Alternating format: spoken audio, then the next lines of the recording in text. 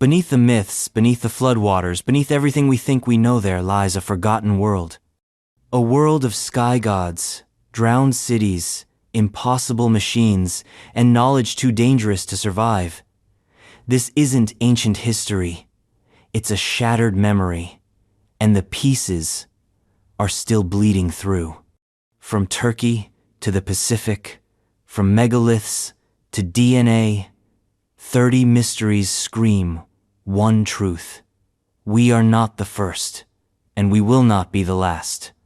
Welcome to the most forbidden story never told, the unsolved pre-flood mysteries that refuse to die. Before we dive into the deep end of forgotten history, take a second, hit that subscribe button. This channel is your portal to the past they don't want you to remember. And while you're here, drop a comment. Where in the world are you watching from? And what time is it right now? Let's see how far and wide the echoes of this ancient story reach. Atlantis, the sunken civilization. It begins with a whisper beneath the waves, a tremor in the ocean floor, the sudden scream of a continent vanishing without a trace, and then silence. No eyewitnesses, no graves, no survivors. Just a myth, floating on the tide for 2,400 years. Plato didn't mean to launch 1,000 fever dreams when he wrote about Atlantis. He was just setting up a philosophical allegory, an ideal state corrupted by power, punished by the gods. But once he described it, people couldn't look away. A mighty empire, bigger than Libya and Asia combined. A naval superpower with concentric canals, ivory palaces, and walls plated in orichalcum. A paradise of abundance. A utopia turned cautionary tale, and then bam, swallowed by the sea in a single night. That's the thing about Atlantis. It's too cinematic not to believe, too specific, too architecturally vivid, too perfectly tragic. It reads less like a parable and more like a leaked classified report from a forgotten epic. And it came with a timestamp, 9,000 years before Solon, which puts it around 11,600 BCE. Now hang on. That number rings a very specific bell for anyone who's spent more than 5 minutes in the weird corners of YouTube or the dustier shelves of ancient history. 11,600 BCE is also when the Younger Dryas abruptly ended the last gasp of the Ice Age. Earth's climate whipped from freezing to temperate in the geological blink of an eye. Sea levels surged by hundreds of feet, glaciers disintegrated, oceans rose, and entire coastlines vanished. So, a global flood, a technological civilization, a sudden cataclysm. That's not Plato writing fanfic. That's a post-traumatic memory echoing through time. The idea of Atlantis has always carried that unnerving weight, like a message from something just barely out of reach. Some scholars argue that Plato may have been retelling an Egyptian account passed down to Solon, encoded in temple archives. The Egyptian priests reportedly scoffed at the Greeks for knowing only one deluge when, in fact, there were many. Civilization, they said, was far older and far more vulnerable than anyone realized. And that's where things get weird. Because if Atlantis was real, it wasn't just one city, it was an entire way of life. A snapshot of a human epoch we're not supposed to remember, one that operated under a different paradigm. Different technologies, different physics maybe, different rules. Mainstream archaeology scoffs, of course. No evidence, they say, just a story. But let's be brutally honest, 70% of Earth's surface is underwater. We've mapped more of Mars than we have the ocean floor. If a seafaring culture with advanced engineering was wiped out during a sudden flood, we wouldn't find fossils, we'd find nothing. And nothing is exactly what we have. Except, of course, for the trail of architectural breadcrumbs that defy explanation. Stone cities beneath the sea, megalithic ruins aligned to forgotten stars, oral histories that match across continents. And one relentless question pounding like a drumbeat: what the hell did we lose? Take the Bimini Road, for example. Discovered in the Bahamas in 1968, a half-mile stretch of underwater stones laid out like an ancient highway. Geologists argue it's a natural formation, limestone blocks fractured by erosion. But others look at the sharp angles, the uniformity, the telltale curves of engineering, and whisper, Atlantis. Then there's the submerged city off the coast of Cuba, spotted by sonar in 2001. Massive geometric structures, hundreds of feet below the surface. Roads, pyramids, circular plazas, all dated to at least 6,000 years ago, maybe more. The Cuban government shut the site down. The researchers went silent. The footage disappeared. Coincidence? Or is that how memories are managed when they contradict the official timeline? Atlantis isn't a story. It's a fracture in the narrative, a crack in the foundation of our historical arrogance. It doesn't beg us to believe, it dares us to ask. If one high civilization existed before the flood, how many others did we bury beneath the waves? And here's where it gets truly chilling. Atlantis isn't alone. Other myths echo the same rise and fall, the same sin and drowning. From the lost continent of Mu in the Pacific, to Lemuria in the Indian Ocean, to Kumari Kandam off the coast of India, cultures worldwide remember sunken lands. They remember the light going out. They remember gods retreating into the stars.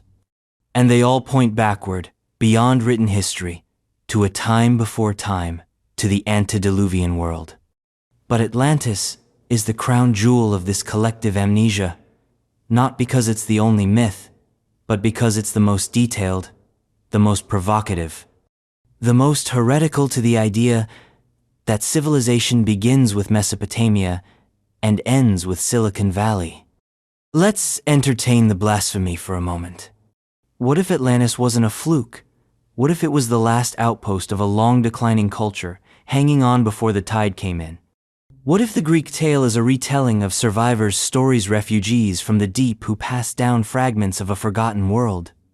Because one day, it rained, and it rained, and it didn't stop. The seas rose, the skies cracked open, cities crumbled, the earth swallowed its history, and Atlantis died screaming. Which brings us to the real nightmare. If it happened once, it can happen again. And if we're just now beginning to detect the fingerprints of that lost Arrain magnetic anomalies, underwater ruins, inexplicable knowledge, then maybe we're not uncovering history. Maybe we're triggering a memory. The story of Atlantis doesn't end with a moral. It ends with a void. A void that leads us, inevitably, to the smoking gun of the antediluvian mystery zone. A place so old, so out of place, and so profoundly heretical to our understanding of human development, it's practically radioactive. Buried in southeastern Turkey, under layers of soil and secrecy, lies a temple that shouldn't exist. Göbekli Tepe's true builders. It sits like an unearthed riddle carved in stone, massive, eerie, silent. Not far from the Syrian border, buried for 10,000 years under a hill that, for centuries, locals called Potbelly Mountain. A place where nothing was supposed to exist. No cities, no writing, no wheels, just scattered tribes of hunter-gatherers, squatting in mud huts and chasing antelope across the plains. And then came the dig.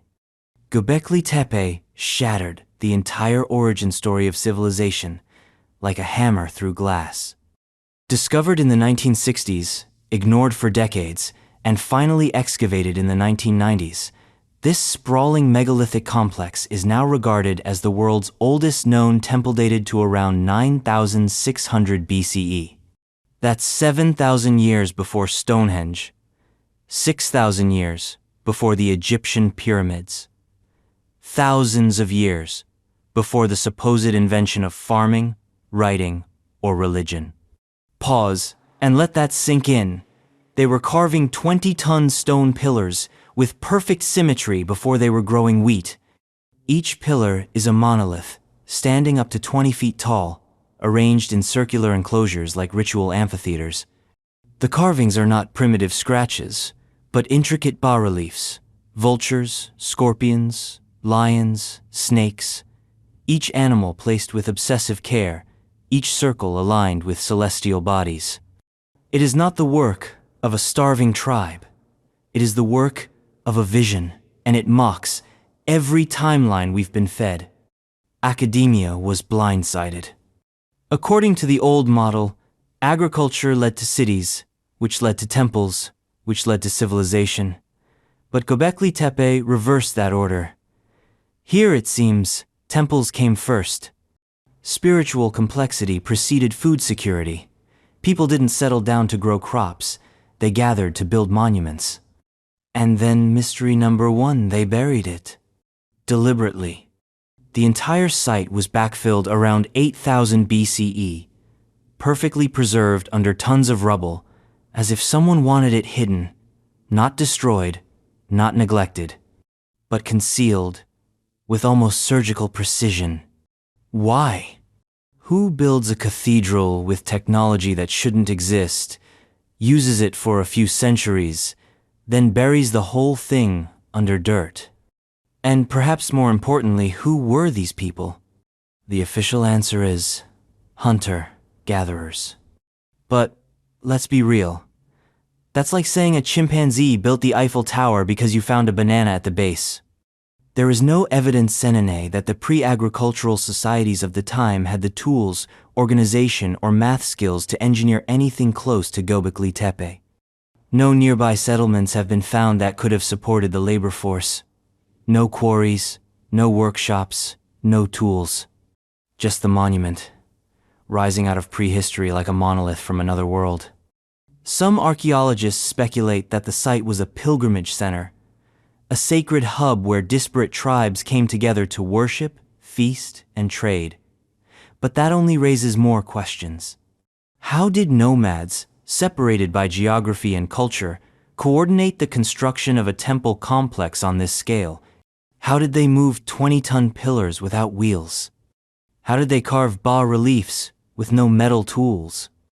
How did they align the site astronomically if they hadn't yet invented writing? It's almost as if someone gave them instructions, or they inherited them. Cue the alternative theories. That Göbekli Tepe is not the beginning of civilization, but the echo of a lost one. That its builders were not hunter-gatherers inventing religion, but survivors preserving fragments of a forgotten age. That the temple was a memory palace, a bunker of myth encoded in stone meant to outlive the flood.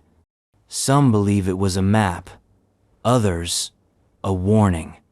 And then there are the whispers of the Anunnakiski beings in Sumerian myth who came from above and gifted mankind with knowledge. It's hard not to squint at Göbekli Tepe and see the fingerprints of something other. Not necessarily aliens, but maybe not entirely us either. Maybe it was built by the last engineers of an Atlantean diaspora. Maybe the flood came, and a few scattered bands remembered just enough to start over. Maybe these were the libraries of the damned, erected by men who knew the end was coming and tried to leave a message. But whatever it was not supposed to survive. And that's the most disturbing part. Göbekli Tepe was not just buried by time, it was entombed by intent. Hidden under layers of earth so meticulously, you'd think someone was trying to erase it from memory. And they nearly succeeded. Even now, only a fraction of the site has been excavated. What lies beneath the remaining 90% is anyone's guess. And until more is uncovered, we're left with a giant, immovable question mark from a time we weren't supposed to remember. A time that may have looked very different than we've been told. Because Göbekli Tepe doesn't just suggest a lost chapter in human history, it demands it. And if one temple survived the flood, how many others were lost? How many other pre-flood cultures left monuments buried under deserts, forests, and seas? The world is littered with anomalies, half-buried ziggurats, mountain-sized mounds, and then there's the water. Because while Göbekli Tepe looms above ground, another mystery lurks below sea level. a catastrophe not carved in stone but written in water. And it may explain why the flood myths never die. The next mystery doesn't lie in the stars. It crashes down from them, a tidal wave that rewrites history not with a whisper but with a roar. If your mind's already bending and we've only just scratched the surface, imagine what's still ahead. Make sure you're strapped in by hitting that subscribe button. These mysteries go deep, and we're just getting started. And hey, drop a comment. Where are you tuning in from and what time is it as you listen to this? Let's map the modern world as we unearth the ancient one, the Black Sea Deluge Hypothesis. It begins not with thunder, but with a trickle, a whisper of water where there should be none, a slow, quiet betrayal of gravity as ancient seas creep past their boundaries like ghosts testing locked doors. Then, one day, it roars. Around 7,600 years, agorally 5,600 BCE, an event unfolded that some geologists believe was nothing short of apocalyptic. It didn't start with fire from the heavens or earthquakes splitting the earth. It started with a sea, the Mediterranean Sea, and a natural dam that had held it at bay for millennia. The Bosporus Strait, that narrow sliver of water between Europe and Asia, didn't always exist. Once upon a time, the Black Sea was a freshwater lake, landlocked and placid, surrounded by Neolithic communities farming its shores. Then, as the last ice age waned and glaciers retreated, global sea levels surged. The Mediterranean swelled, and one day, it surged high enough to breach the natural land barrier near what is now Istanbul. What followed was not a gentle leak. It was a waterfall, a biblical one. Water poured into the Black Sea basin at a rate 200 times greater than Niagara Falls. Imagine a wall of seawater, a mile wide, crashing into a freshwater lake with the force of a slow-motion tsunami every second of every day, for months, maybe years. The lake became a sea. Salt water drowned fresh water. Shorelines disappeared under hundreds of feet of water. Coastal villages gone. Fields, homes, graves all swept beneath a rising tide that would eventually double the size of the Black Sea. And to those who lived through it, it wasn't just a flood. It was the end of the world. The Black Sea Deluge Hypothesis, proposed by marine geologists William Ryan and Walter Pittman in the late 1990s, posits that this real, measurable geological event may have been the inspiration behind some of the oldest and most enduring flood myths in human memory, including, perhaps, the flood, the one in Genesis, the one in Gilgamesh, the one whispered by every culture with a coastline. We're not just talking about a bad rainy season. This was planetary trauma, civilization-level erasure, a reset button made of water. In the Black Sea Basin, there is growing evidence that supports the theory. Underwater shorelines that show sudden submersion, freshwater mollusk fossils buried under saltwater species, ancient settlements now sitting 300 feet beneath the surface. In 2000, Robert Ballard, man who discovered the Titanic, an expedition that found evidence of human habitation along what would have once been the prehistoric coastline. Pottery shards, tools, traces of life, frozen in time beneath the waves. If true, the implications are staggering. It means that a sudden, violent flood did occur in prehistory and vast enough to annihilate cultures, alter landscapes, and echo across continents in myth and memory. And here's where the whispers get louder. Because the story of the Great Flood is everywhere. The Mesopotamians told of Utnapishtim, warned by the god Ea to build a boat. The Bible speaks of Noah, his ark, and the wrath of Yahweh. The Greeks had Deucalion and Pyrrha. The Hindus told of Manu, rescued by a great fish. The Chinese mythos includes Nuwa and the repair of the heavens. The Aztecs, the Maya, the Norse, Aboriginal Australians, Polynesians. All cultures separated by oceans and epochs, all remembering the same thing: water, rage, survival, and rebirth. So if a single geological event like the Black Sea deluge could spark such an enduring mythological explosion, what else did it erase? Who were the people that lived there, farming in peace, unaware that the sea was climbing toward them? What knowledge drowned with them? The Neolithic cultures of the region are poorly understood. Their bones have not spoken much. Their walls do not speak at all, but the timing is uncanny. The deluge coincides with an explosion of mythological themes across early civilizations: gods of water, chaos, and sky, cataclysmic resets, forbidden knowledge, survivors bearing fire to the next world. Some theorists suggest that the survivors of the Black Sea flood became cultural seed-bearers, that they moved inland, up rivers and into valleys, carrying with them stories of the drowned cities, the wrath of the gods, and perhaps even the blueprints of lost technology. Is it coincidence that Mesopotamian civilization began to flower not long after? That Egypt's earliest myths speak of a golden age before the Nile rose? Or is it inheritance? There is something primal about flood stories, something deeper than fable. A collective wound passed through DNA, a fear older than language itself. The ocean is not a metaphor, it's a predator. And when it rises, nothing survives. That's what the Black Sea deluge teaches us.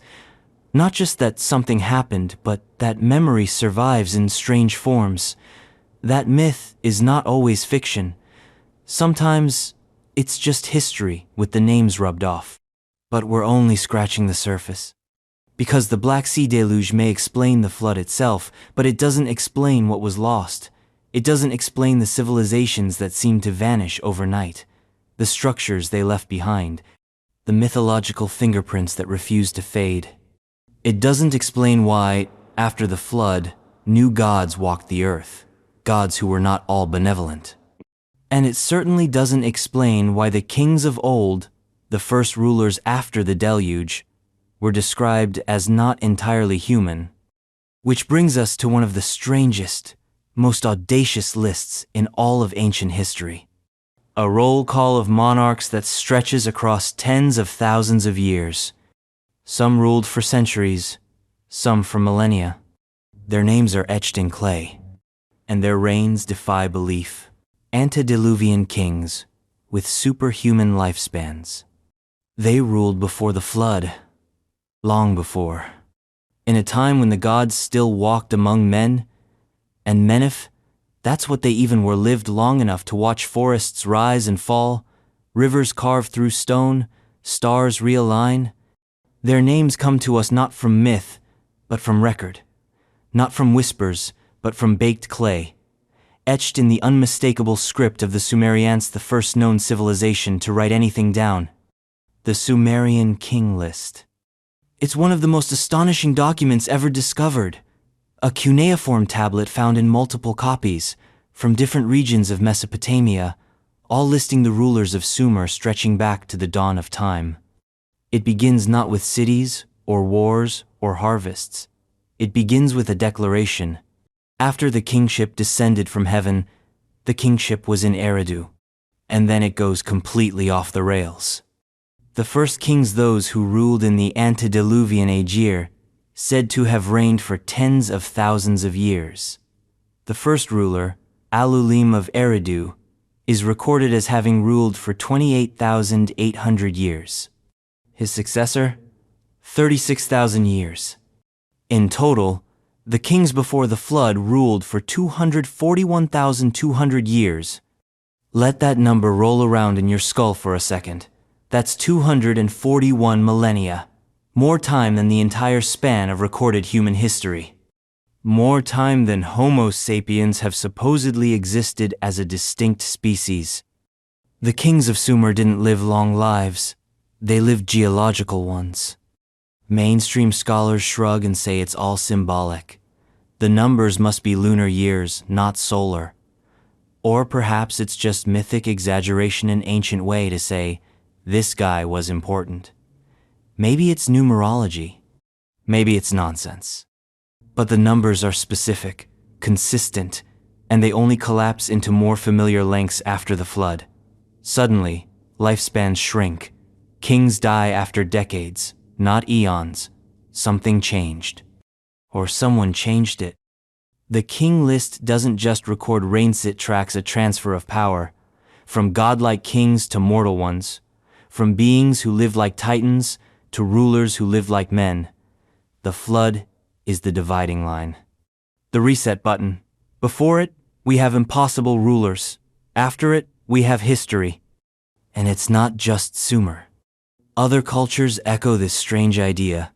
In the Hebrew Bible, the antediluvian patriarchs Adam, Seth, Methuselah, Noah live for hundreds of years. Methuselah clocks in at 969 years old. Even after the flood, lifespans taper slowly, with Abraham still hitting 175. The Book of Jubilees, the Book of Enoch, the apocryphal texts all speak of a time when humans were giants, when they were closer to heaven, when the divine and the earthly were not so neatly separated. Why? What changed? Some theorists suggest this isn't just metaphor, that the long lives of the antediluvian kings reflect a different kind of biology or perhaps a different kind of time. That before the flood, the Earth's environment was different, less radiation, more atmospheric pressure, a stable magnetosphere, a biosphere that allowed for longevity on a scale we can't comprehend. Others point to the possibility that these were not humans in the modern sense, but hybrids, beings created or modified by something else. And this is where the Anunnaki storm onto the stage. In Sumerian myth, the Anunnaki were sky gods beings who, from heaven to earth, came. They ruled the world before the flood, handed down laws, taught humans farming, metallurgy, architecture. Some say they walked beside the kings, others say they were the kings. The Sumerians weren't shy about their beliefs. Their gods had names, personalities, rivalries. They had seats of power, temples, symbols. And when you look at early king lists, the divine and the royal are often indistinguishable. So what if these impossibly long reigns aren't embellishments? What if they're receipts? What if the Sumerians weren't inventing mythology but recording a memory? It's easy to scoff at a king who reigned for 28,800 years until you realize that modern science still can't explain how ancient people moved 100-ton stones, aligned structures to stars with sub-millimeter accuracy, or knew the precession of the equinoxes thousands of years before the Greeks. Something doesn't add up. The deeper you dig, the stranger it gets. In some versions of the king list, there's even mention of cities before Eridu names lost, rulers unnamed, as if there were records that were lost even to the Sumerians. And that's the unspoken horror of the king list. It's not that the numbers are too big, it's that the story starts in the middle. The Sumerians are writing about an age that was already ancient to them. They're chronicling a world they didn't build. They inherited the ruins, the temples, the tablets. And maybe, just maybe, a fragment of the timeline. And in that fragment, we glimpse a world that feels utterly alien. A time when kings were gods, or gods were kings. A time when life lasted centuries, when wisdom was measured in eons. A time when the boundary between heaven and earth hadn't yet hardened. Then came the flood, a roaring curtain that erased the old order and installed a new one. The kings who followed were mortal, short-lived, forgettable, but always haunted by the names that came before. And perhaps that's the point. The king list doesn't just record rulers, it warns us. It draws a line in time and says, something happened here, something vast, something you weren't supposed to remember.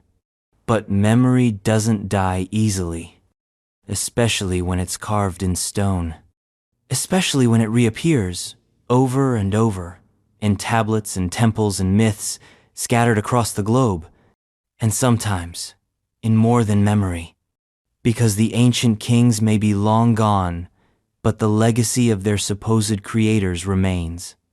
Next, we look higher, past the thrones of stone, past the kings, past the flood. To the sky? And to the gods who came from it, the Anunnaki and pre-flood engineering.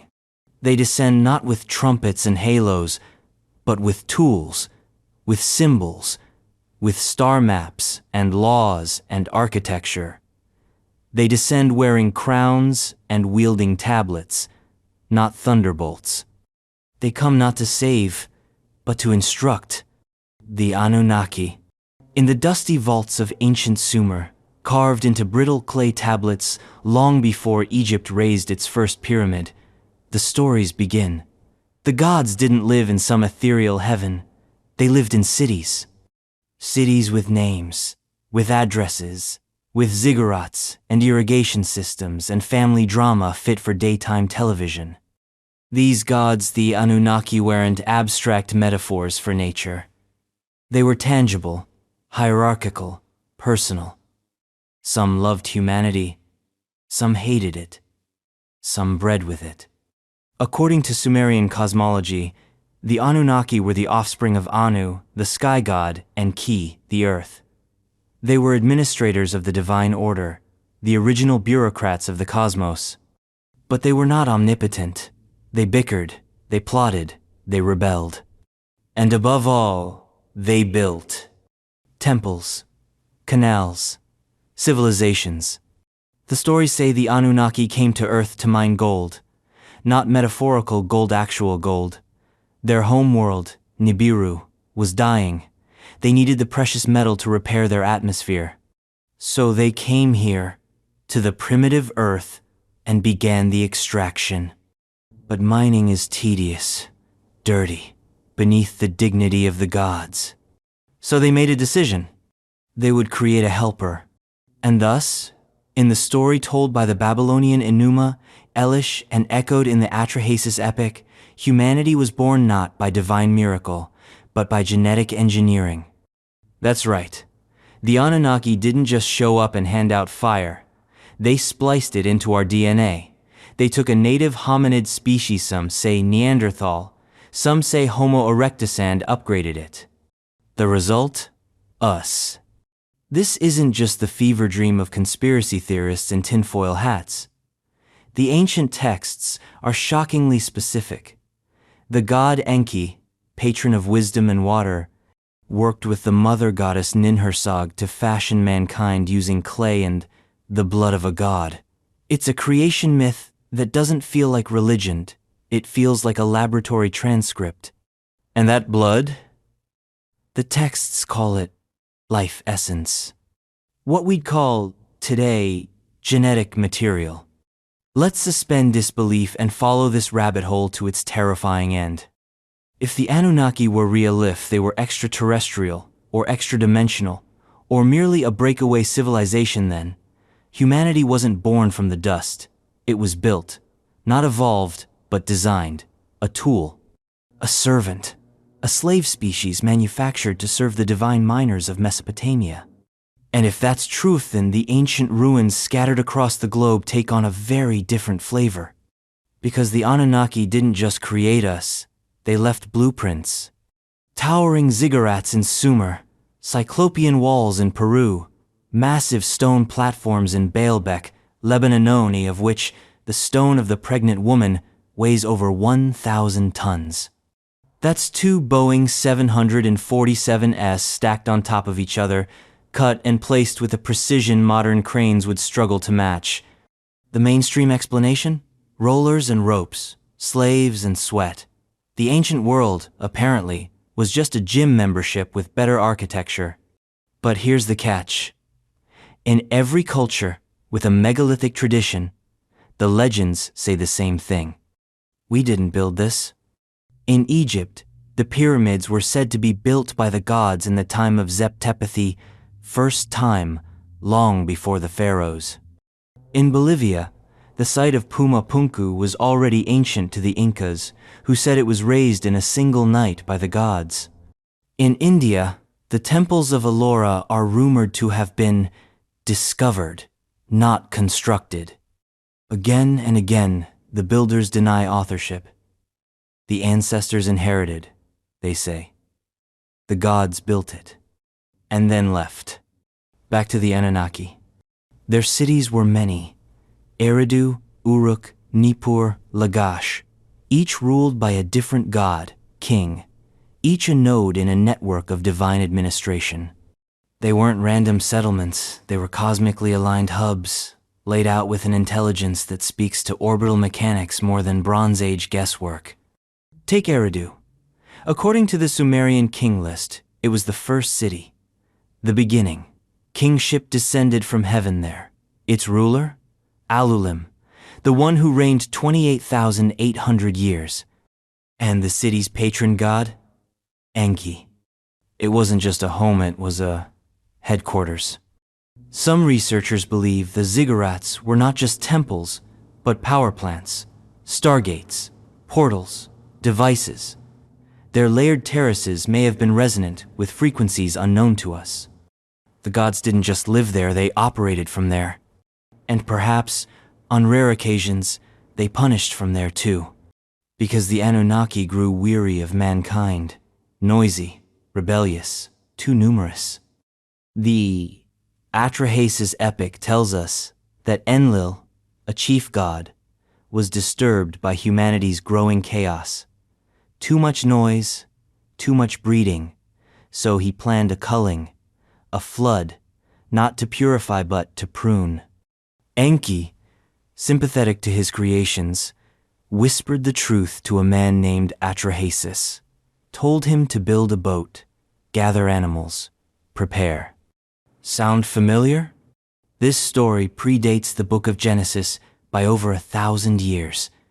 And in it, the gods are not divine judges, they are project managers with buyer's remorse. The flood is not a punishment for Sinit's pest control, an inconvenient reboot. After the deluge, the gods retreated. The king list records this transition. Lifespans shrink. The divine reigns give way to mortal kingships. The Anunnaki withdraw. Mankind inherits the wreckage. But the scars remain. From the stargazing temples of Mesopotamia to the impossible stonework of pre-Columbian America, we find fingerprints. We find alignments to Sirius, to Orion, to the Pleiades. We find geometry embedded in myth. We find technological echoes in the most sacred texts. And in every corner of the globe, we find the same story. The sky gods came. They taught. They ruled. And they vanished. Did the Anunnaki return to Nibiru? Did they ascend? Were they hunted? Did they hide? Or did they leave us here unfinished, abandoned, dangerous? One more thing. The name Anunnaki means those who from heaven to earth came. But heaven didn't mean clouds. It meant the stars. And earth? Not just the ground beneath our feet. It meant us. They didn't come to our planet. They came into our world. Into our genes. Into our temples. Into our myths. And if they engineered us, then maybe, just maybe, the blueprint isn't finished. Maybe we're still evolving towards something they began. Or maybe we're ticking time bombs. Experiments left unsupervised. Whatever the case, the pre-flood world was their domain, their petri dish, their laboratory. And when the flood came, it wiped the slate but not clean. Because if the Anunnaki left behind anything, it wasn't temples or texts. It was a question, one that burns in every myth, every ruin, every whispered legend from the old world. Who built this, and why did they stop? But the story doesn't rest among the stars alone. Just beneath the pyramids of Egypt, buried under sand and time, lies another mystery. One that speaks not of sky gods but of a golden age. A first time, when beings of light ruled over men, and the Nile ran through paradise, the Zep Tepi of Egypt. In the beginning, they say, there was a time unlike any other, a time when gods walked as kings, when divine knowledge flowed like the Nile itself, when the world was not yet broken, but whole-ordered, luminous and humming with celestial precision. The ancient Egyptians had a name for it: Zep-Tepi, the first time. And unlike the later myths of Greek demigods or Norse giants, Zep-Tepi wasn't some whimsical bedtime story. It was considered history, sacred, encoded, revered. The Egyptians built their entire civilization on the idea that Zep-Tepi was real, that everything they were came from what was lost before. The myth describes a golden era when the gods descended upon the Nile Valley, led by Atum, the creator. In this primordial epoch, there was no death, no chaos, no decay. Only divine order Ma'atand, the endless potential of uncorrupted knowledge. And then, something fractured. The gods fought. Civil war erupted among the divine. Osiris was betrayed by Set. Horus sought vengeance. Chaos Isfet was born. The golden age unraveled, and the gods retreated. Some to the heavens, some to the underworld, some perhaps to silence. The pharaohs of Egypt didn't just rule their people. They were avatars of this divine lineage, living embers of Zep-Tepi. Every coronation, every ritual, every temple inscription echoed a single desperate desire to restore the first time, to bring back the gods, to resurrect the world as it was. But here's where things take a sharp left into the abyss. Because if Zep-Tepi was real, if it wasn't just spiritual metaphor, then what kind of world was it? And more importantly, what kind of technology did it have? Let's start with the monuments. The Great Pyramid of Giza isn't just a tomb. In fact, there's no body, no funerary inscriptions, no mummified remains. It was never meant to be a grave. Its internal chambers align precisely with specific stars: Alnitak, in Orion's belt, Sirius, Thuban. Its base is level within a fraction of an inch. The sides align almost perfectly with the cardinal points. The structure encodes the number pi, the golden ratio, the speed of light in meters per second. Seriously, look it up. 299,792,458 m per s encoded in the coordinates of the pyramid. Coincidence? Perhaps. But if the Great Pyramid was built during Zep-Tepi, then it wasn't built by slaves dragging stones up ramps with ropes.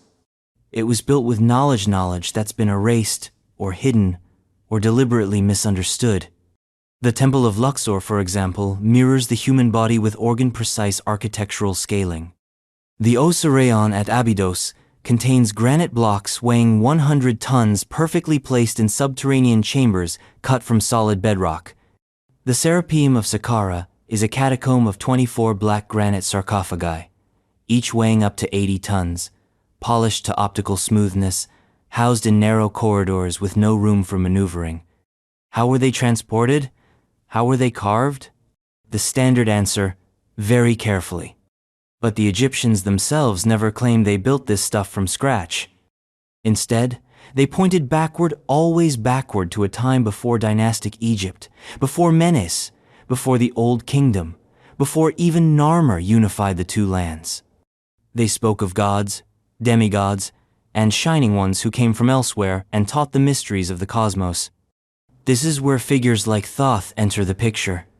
Thoth, the ibis-headed god of wisdom and writing, was said to have existed in Zep-Tepi as a scribe of the gods.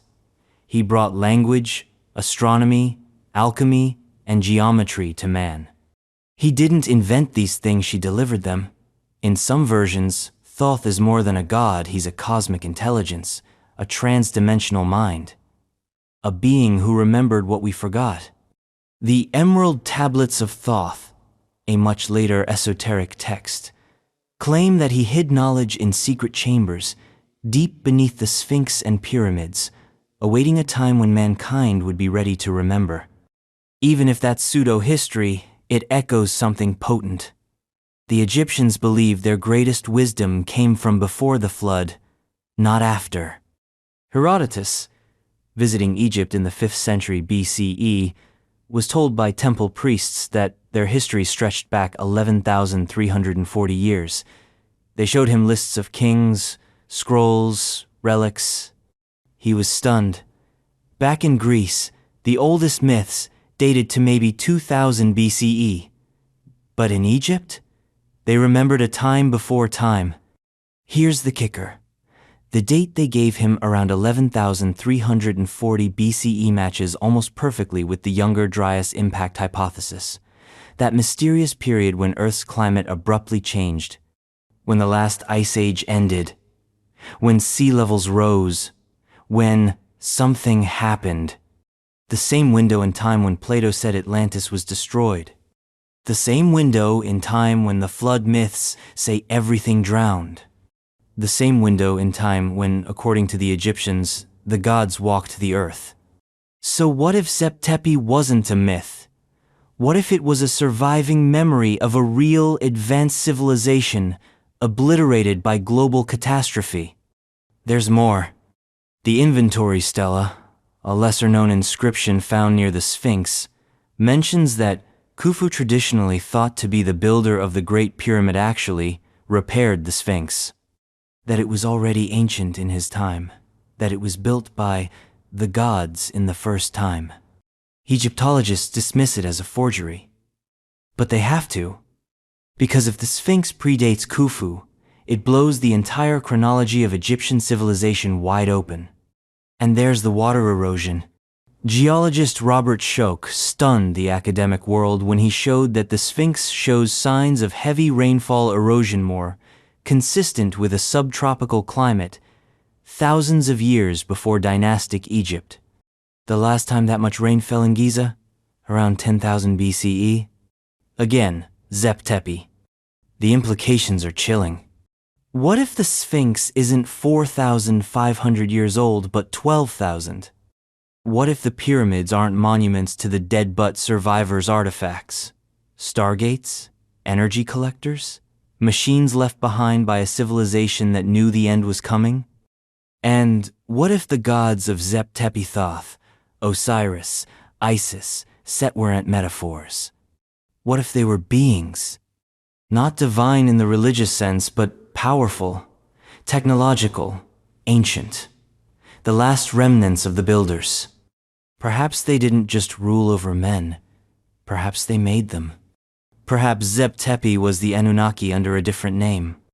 And when the flood came, when the Younger Dryas comet struck, or the ice caps melted, or the earth shifted, they were lost, or they left. And the survivors who crawled from the mud remembered only fragments. They drew stars, they built temples, they told stories. Stories that became myths. Myths that became religion. Religion that became archaeology. And somewhere along the way, we forgot that it was all one thing. We forgot the first time. But Egypt never did.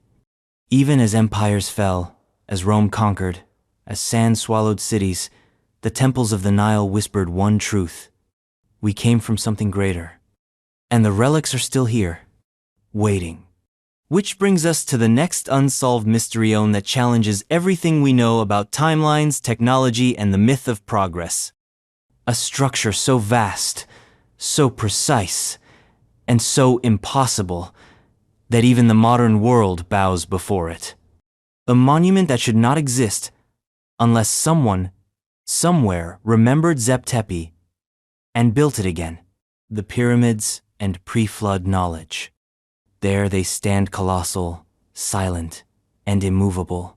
Not just stone upon stone, but something else, something primal. The Great Pyramids of Giza don't merely dominate the desert, they command it. For over 4,000 years, they've cast their geometric spell over every soul daring enough to question their origin. Tourists gawk. Scholars argue. Conspiracists point to the stars. And still, the pyramids do not speak. They don't need to, because their very existence is a riddle, one we've been trying to solve for centuries. But what if we're asking the wrong question? Instead of asking how they were built, maybe we should ask when, and better yet, who. Let's begin with the official narrative. According to mainstream Egyptology, The Great Pyramid was built around 2560 BCE for Pharaoh Khufu, also known as Cheops. The second pyramid was for his son Khafre, the third for Menkaure.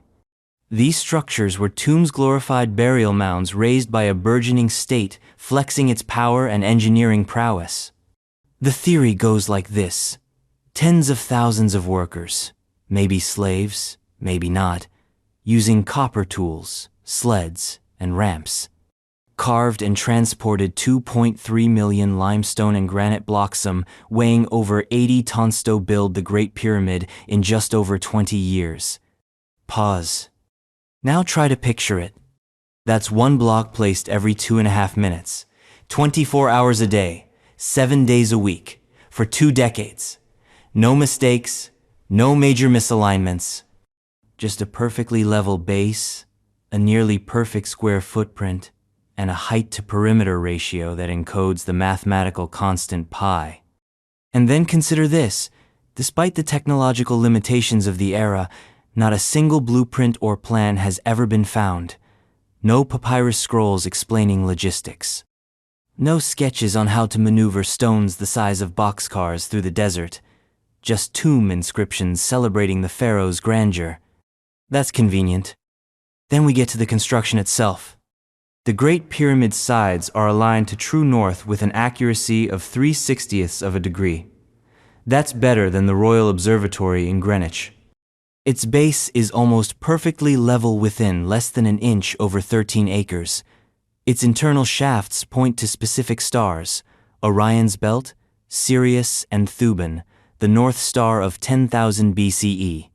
Why would a Bronze Age king care about celestial alignment more precise than anything achieved until the invention of GPS? Unless the pyramid wasn't just a tomb. Unless it was a clock, a map, a machine. Some theorists dismissed by academia, but obsessed over by those who look deeper, propose that the Great Pyramid is far older than Khufu, that he didn't build it, that he merely claimed it. The inventory stela, found near the Giza Plateau, mentions Khufu repairing the Sphinx, not building it. It also claims the pyramid already existed. Egyptologists call it an anachronistic forgery. But the erosion patterns on the Sphinx suggest otherwise. They tell a story of heavy rainfall, not desert wind, rainfall that last occurred over 10,000 years ago. If the Sphinx is older than dynastic Egypt, why not the pyramids? Graham Hancock, Robert Bauval, John Anthony Westall, so-called pseudo-archaeologists, according to mainstream Voishave, pointed to the astronomical alignment of the Giza complex and its correlation with the constellation Orion. Not just in form, but in time. Around 10,500 BCE, Orion's belt lined up perfectly with the layout of the pyramids. And what's so special about 10,500 BCE? It's the end of the Younger Dryas, the end of the last ice age, the beginning of agriculture in the Fertile Crescent, the rise of strange anomalies like Göbekli Tepe, the first known temple complexes. And according to Platithere, when Atlantis sank beneath the sea, this can't all be coincidence. What if the Great Pyramid wasn't built after civilization began, but was a relic of the civilization that started it? And what if it wasn't a tomb, but a transmitter? Inside the pyramid, there are no hieroglyphs, no artwork, no decorative motifs common to pharaonic tombs. Just precision-carved corridors, chambers with mysterious niches, and acoustic properties that defy logic. The so-called King's Chamber resonates at 440 Hz concert pitch. The entire structure is grounded to the Earth's magnetic field. Nikola Tesla once claimed to have discovered a frequency emitted by the planet itself, a kind of Earth hum. He believed the pyramids were designed to harness it. Tesla even built his Wardenclyffe Tower, based on similar dimensions. He called the pyramids power plants. And he wasn't alone. Christopher Dunn, a mechanical engineer, studied the Great Pyramid and concluded it could have been a massive energy generator. Its internal structure resembles that of a hydrogen maser. The granite blocks, rich in quartz, might have vibrated at high frequencies. The subterranean chamber could have functioned as a resonance cavity. The internal air shafts, misnamed, could have served as energy conduits. Science fiction? Maybe. But explain this. The Great Pyramid is located at the geographical center of Earth's landmass. It encodes the dimensions of the Earth, the precession of the equinoxes, the golden ratio, the speed of light in its proportions. It uses 144,000 casing stoneson, oddly biblical number. Its missing capstone may have been metallic, perhaps conductive. It aligns with Orion, the constellation of Osiris, god of the afterlife and rebirth. And again, there are no bodies, no names, no mummy. Just stone. Cold, precise, perfect. A mystery frozen in limestone. Now zoom out. Across the globe, pyramids pop up like echoes. In China, in Mesoamerica, in Indonesia, in Bosnia. Built in different styles, at different times, by different cultures, yet always pointing up. Always pointing to something. The stars? The gods? The origin? Why did everyone build pyramids? Because the pyramid wasn't just a tomb, it was a symbol, a machine, a beacon. And if Giza was the master key, then the others were attempts at replication, at memory, at resurrection. That brings us back to the idea of a pre-flood world. What if the Great Pyramid was not a project of Bronze Age engineers, but a remnant of the last cycle, a surviving artifact from the end of Zep Tepi, a structure designed not just to survive the flood but to warn of it? The ancient Egyptian priest Manetho once wrote of a dynasty of gods who ruled for thousands of years before the first pharaoh. He called their leader Thoth. He said they came in the first time, and when their age ended, they left behind their temples, their sacred geometry, waiting for mankind to wake up again. Maybe the pyramid is not the story of how great the ancients were. Maybe it's the story of what they lost, of how far we fell. Because standing at the base of that monolith, with your head craned skyward, your eyes tracing the slope up into a sun-bleached sky, you don't feel triumph. You feel small, like a child looking up at a parent's tools, knowing you can't even guess their function. And maybe that's the point. The Great Pyramid doesn't tell us what happened. It asks us what we forgot. But if the pyramid was built to survive the flood, what else was? What other monuments? What other messages? What other machines lie buried beneath centuries of silt and sea? What if not all of them are on land? Because the next mystery takes us underwater, to a tower of language, to a stairway to heaven, to a structure said to touch the sky and to have been cast down by a wrathful god. The Tower of Babel. 7 mysteries down, and the rabbit hole's only getting darker. If you haven't already, hit that subscribe button, because what's coming next? It gets weirder, deeper, and a whole lot harder to explain. And while you're here, tell us in the comments, where in the world are you watching from, and what time is it right now? Let's see who else is wandering the ancient dark with us. The Tower of Babel is a pre-flood relic. The story is short, almost suspiciously so. It takes up barely a chapter in Genesis, a flashpoint in a much longer saga, but what it lacks in length, it makes up for in unsettling grandeur. A tower, so tall it could reach the heavens, so ambitious it threatened the gods. And a punishment, so absolute, so elegant, it fractured language itself. The Tower of Babel. We all know the gist. Humanity, once united by a single tongue, gathered in the land of Shinar ancient Mesopotamia to build a city with a tower that reached unto heaven. The purpose? Not worship, not defense, but legacy. Let us make a name for ourselves, they said, lest we be scattered across the face of the earth. In response, God descended, not to destroy the tower, not directly, but to confuse their speech, to splinter understanding, to engineer division. So they stopped building, and they scattered, and the tower was left unfinished. That's the story. But as always, the story is just the smoke. We want the fire. Let's dig. First, there's the structure itself. A tower that reached to the heavens built by a united human race. Already, that's strange. Most ancient peoples built in service of the divine, not in defiance.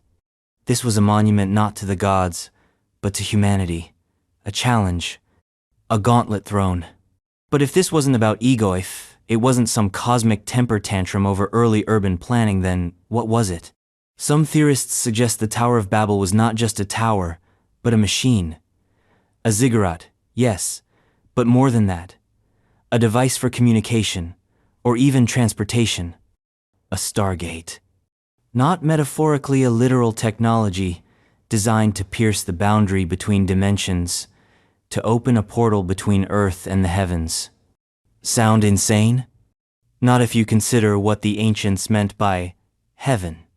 The word heaven in the original Hebrew is shamayim, which doesn't just mean afterlife or clouds. It means the sky, the stars, the cosmic firmament, the realm beyond Earth.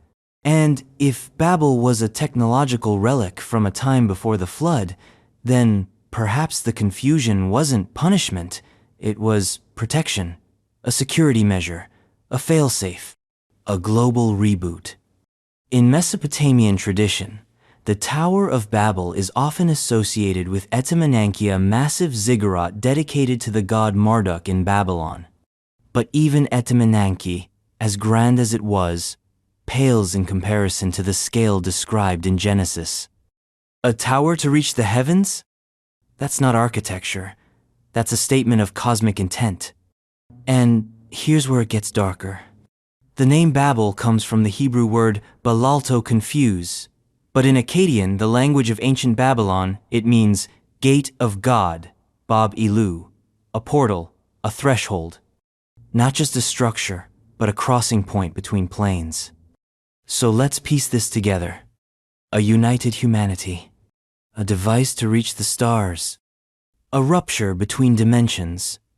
A divine intervention that scrambled communication at the root. The Tower of Babel begins to sound less like a fable and more like a record of a catastrophic failure. Or perhaps a cover-up. Now ask yourself, why did the gods care? Why would an all-powerful deity fear a tower? Why not smite it like Sodom or flood it like Noah's world? Because the danger wasn't the height. It was the unity. This was a civilization without borders, a single language, a shared vision, technological capability, an understanding so deep, so synchronized, they could reach beyond the atmosphere with mud bricks. This is the part that should send chills down your spine. What if Babel wasn't the beginning of civilization's ambition, but the last gasp of a pre-flood culture trying to reboot itself?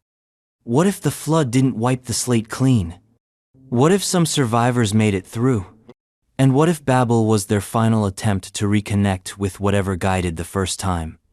That would explain the overreaction. Because in myth after myth, we hear the same warning. Mankind tried to steal fire from the gods. Prometheus, Quetzalcoatl, Lucifer, the serpent in Eden. Over and over, the story is the same humans were given or stole knowledge, forbidden knowledge, and each time they were punished. Babel may have been the last known rebellion, a resurgence of antediluvian memory, a technological echo, a desperate attempt to rebuild what was lost, and an equally desperate attempt by those above to stop it. Let's go deeper. There are no ruins of the tower, no surviving blueprints. Etemenanki itself was destroyed and rebuilt multiple times. But if the original Babel predates the flood, then it wouldn't be standing anyway. It would be buried beneath mud, beneath silt, beneath the weight of 10,000 years of denial. Or worse, salvaged and stripped. Because what if pieces of Babel were recovered? What if its core technology, whatever it was, didn't disappear but was hidden. In secret vaults, in elite bloodlines, in the rituals of ancient priesthoods. Remember, the flood myths don't just end with survival. They end with knowledge being sealed away, hidden in temples, buried beneath pyramids, preserved in tablets for a time when man could understand again. And Babel fits this pattern perfectly. A great work left unfinished, a machine powered down, a warning encoded into the very nature of language. Because here's the real twist. The division of tongues wasn't just a cursate, was a lock, a fail-safe designed to prevent us from sinking again, from unlocking the frequency, from speaking the original code, the sacred language. In Kabbalah, there is the concept of the Adam Kadmon, original man, perfect, unified, capable of communicating with the divine.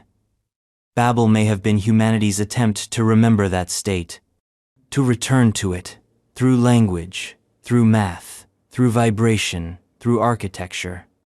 And someone pulled the plug. But echoes remain, in the sacred geometries, in the numerical patterns embedded in ancient texts, in the structures that mirror the heavens, in the whispers that say all languages come from one. What was that language? Was it sound?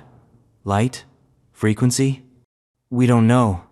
But the fact that we're still looking, still chasing, still dreaming of Babel suggests that somewhere in our DNA, we remember it. Because the truth is, the Tower of Babel wasn't destroyed. It was paused. We're still building it. Every time we launch a satellite, every time we digitize a language, every time we build networks to connect all minds in one space, we're building it again. And maybe, one day, the locks will fail, the speech will unify, the code will return, and the tower will rise this time not from bricks, but from bytes.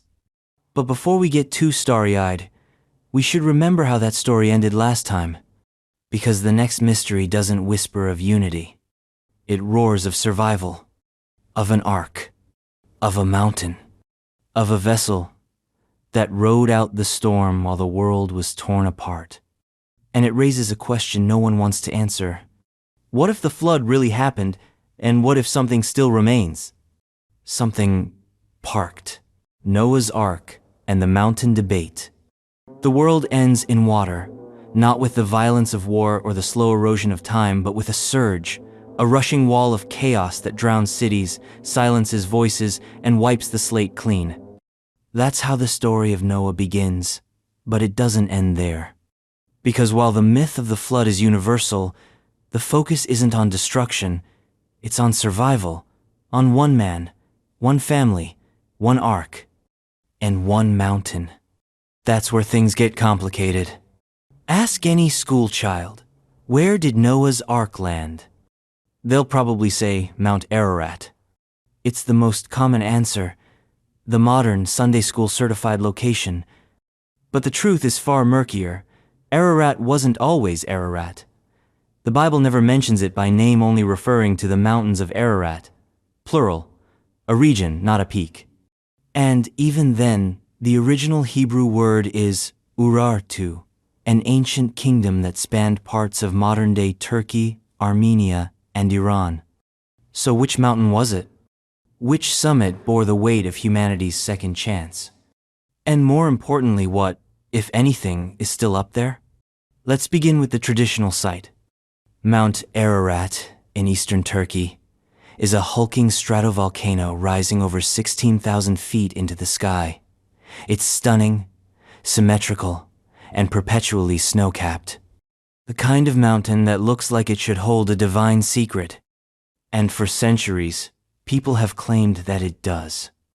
The earliest recorded suggestion that Ararat was the landing site comes from the 4th century CE. Since then, it's become the default setting, a pilgrimage site for the devout, a target for explorers, and the focal point of dozens of bizarre expeditions. One of the most famous occurred in 1949, when U.S. Air Force photographs taken during a reconnaissance mission allegedly revealed a large, boat-shaped object buried in the ice near the summit.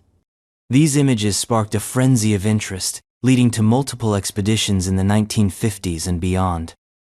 In 1955, a Frenchman named Fernand Navarre claimed to have retrieved a wooden beam from deep within a crevasse on Ararat.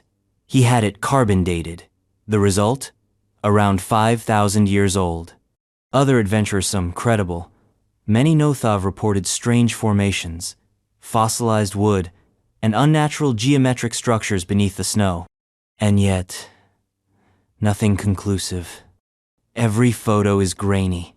Every sample is disputed. Every expedition is either blocked by the Turkish government or mysteriously disappears into logistical obscurity. Skeptics say it's all nonsense, that the mountain simply draws attention because it's tall, remote, and steeped in tradition. But let's step back. Forget Ararat for a moment. Because there's another mountain older, quieter, and far more likely that might hold the truth. Mount Judy. Located near the Turkish-Iraqi border, Mount Judy is explicitly named in the Quran as the Ark's resting place. In Surah Hud, verse 44, it reads, "And it was said, O earth, swallow your water, and O sky, withhold your rain. And the water subsided, and the matter was accomplished. And the ship came to rest on Al-Judi." That's not poetic ambiguity. That's GPS. What's more, early Christian and Jewish traditions also mention Judy long before Ararat took the spotlight. Syriac texts from the 2nd century place the Ark there. So do Armenian chronicles. In fact, the association with Ararat may have been a later theological realignment tone that fit better with certain geopolitical agendas. So what's on Mount Judy? Not much, at least. Not that anyone's allowed to investigate. The region is politically unstable, plagued by border conflicts and restricted access. It's no place for archaeology, but local legends abound. Shepherds tell stories of petrified wood, of strange ruins, of a ship-shaped depression filled with vegetation unlike anything else on the mountain. And then there's the Durupunar site. Discovered in 1959 by Turkish Army Captain İlhan Durupunar, this boat-shaped formation lies about 20 miles south of Ararat. It's roughly 515 feet long, nearly the exact length the Bible gives for the Ark in cubits. From the air, it looks uncanny. A perfect hull, fossilized in stone. Ron Wyatt, an amateur archaeologist and polarizing figure in the field, spent years investigating the site. He claimed to find metal fittings, petrified wood, and even iron rivets embedded in the rock. Ground-penetrating radar revealed internal cavities shaped like compartments. Geologists, of course, dismissed it. Just a natural formation, they say. Of course they did. Because admitting the alternative would fracture the foundation of everything we think we know. Now let's ask the real question. Why does the location of the Ark matter? Because if the Ark was real, if it was a physical vessel built to survive a global cataclysm, then we're not just talking about a myth. We're talking about technology. A 500-foot-long G-ship built by a Bronze Age man, capable of withstanding the greatest storm in history. That's not just biblical, it's engineering science fiction. The Ark, as described, was not a boat.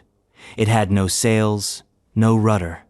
It was a barge, a sealed, rectangular box, built for buoyancy, not navigation, designed to float, to preserve, to endure. Could a vessel like that have been built 5,000 years ago? Traditional archaeology scoffs at the idea.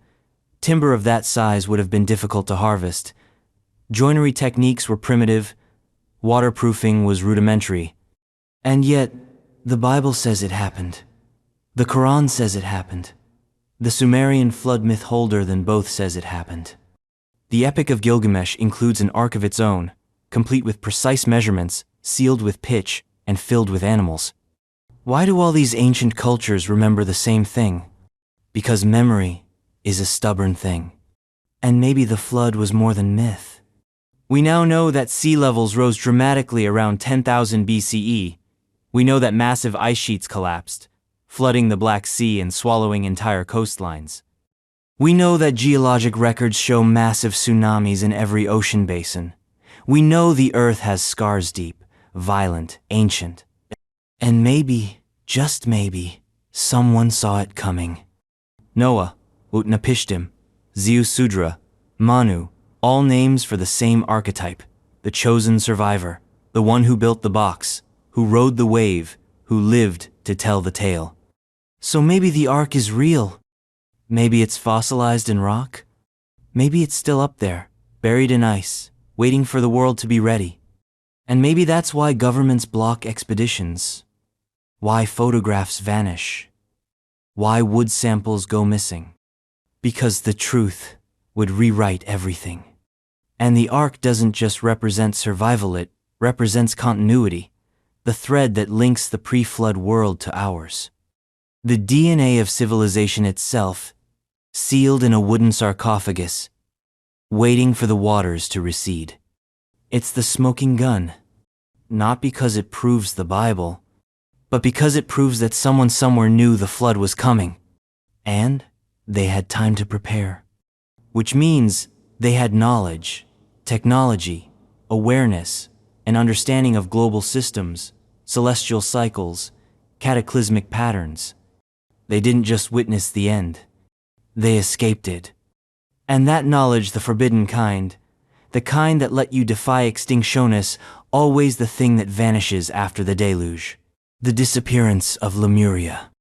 If Atlantis is the loud operatic myth of Western esoterica, glittering spires, cataclysmic downfall, and the righteous punishment of hubris, then Lemuria is its quieter, weirder cousin. Less Plato, more whisper, less monument, more mist. But dig deep enough, and Lemuria doesn't just mirror Atlantis. It challenges it. Because while Atlantis was supposedly swallowed by the Atlantic, Lemuria was torn apart by the very bones of the earth. And what makes it particularly unnerving? The mapmakers, mystics, and even scientists who first spoke of Lemuria weren't just guessing. They were following breadcrumbs, evolutionary dead ends, fossil records, geological scars. Let's start with a riddle. In the 19th century, zoologists studying the distribution of lemur stows, wide-eyed primates native to Madagascar, noticed something strange. Fossils of extinct lemur-like creatures kept popping up not only in Madagascar, but also in India, even Southeast Asia. And yet, there was no way those species could have naturally crossed the vast, shark-ridden Indian Ocean. The solution? Maybe there had once been a land bridge, a lost continent that spanned the Indian Ocean, connecting Madagascar, India, and parts of East Africa, a platform for flora and fauna to migrate before being swallowed by rising seas or tectonic upheaval. British zoologist Philip Sclater gave it a name in 1864. Lemuria. Cue the crack of thunder. At first, Lemuria was treated like a legitimate scientific hypothesis. This was before plate tectonics was fully accepted, before continental drift was proven.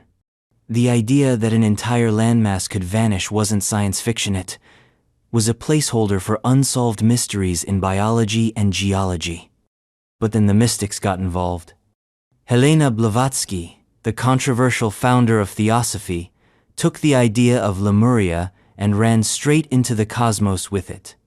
In her writings, particularly, The Secret Doctrinesche claimed Lemuria wasn't just a continent.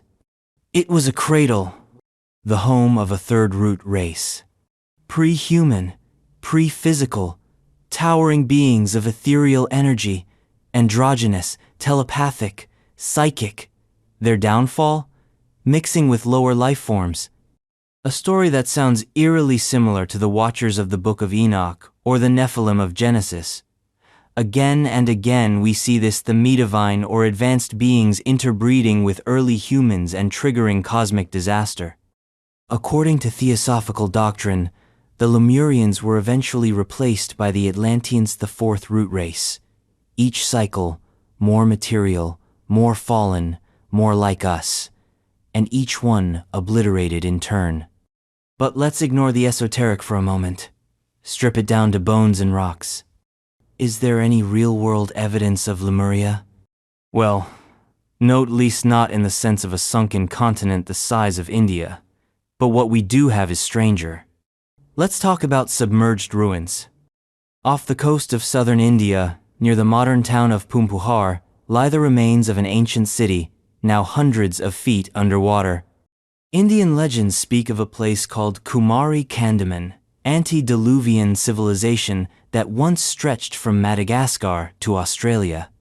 Tamil epics describe sprawling cities, cosmic knowledge, and an advanced society wiped out by a massive flood. Pumpuhar was a real place, an ancient port city. And what archaeologists found on the seafloor, there wasn't vague stone alignments. They found a man-made platform, brick structures, pottery fragments.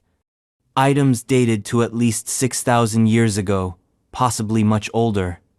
But the real kicker? Local tradition said the sea would reclaim the city long before it did. The oral memory of its destruction predated the science. That's the kind of thing that keeps researchers up at night. Then there's the mysterious Mahabalipuram temples. Hindu legend tells of 7 ancient temples built on the Indian coast. Today, only one stands, the shore temple. But during the 2004 Indian Ocean tsunami, the retreating water exposed the outlines of submerged structures beneath the waves. Columns, staircases, bas-reliefs. The ocean briefly unveiled a city that shouldn't be there, and just as quickly took it back. Lemuria, in this sense, may not have been a single continent, but a civilizational complex spread across what is now deep-sea floor. An interconnected archipelago of knowledge, shattered by rising waters and shifting plates. This would explain the bizarre cultural overlaps between Tamil Nadu, Madagascar, and Southeast Asia. Shared motifs, shared symbols, shared gods. Look deeper, and you find the footprints. In Madagascar, megalithic tombs and sacred stones with no clear origin. In the Maldives, submerged coral structures that may be the remnants of ancient temples. In the Seychelles, granite formations that geologists admit once belonged to a much larger continental mason, now mostly submerged. And under all of it, silence. Because Lemuria, if it existed, didn't leave pyramids. It didn't carve obelisks or record edicts in stone. It whispered instead of shouted.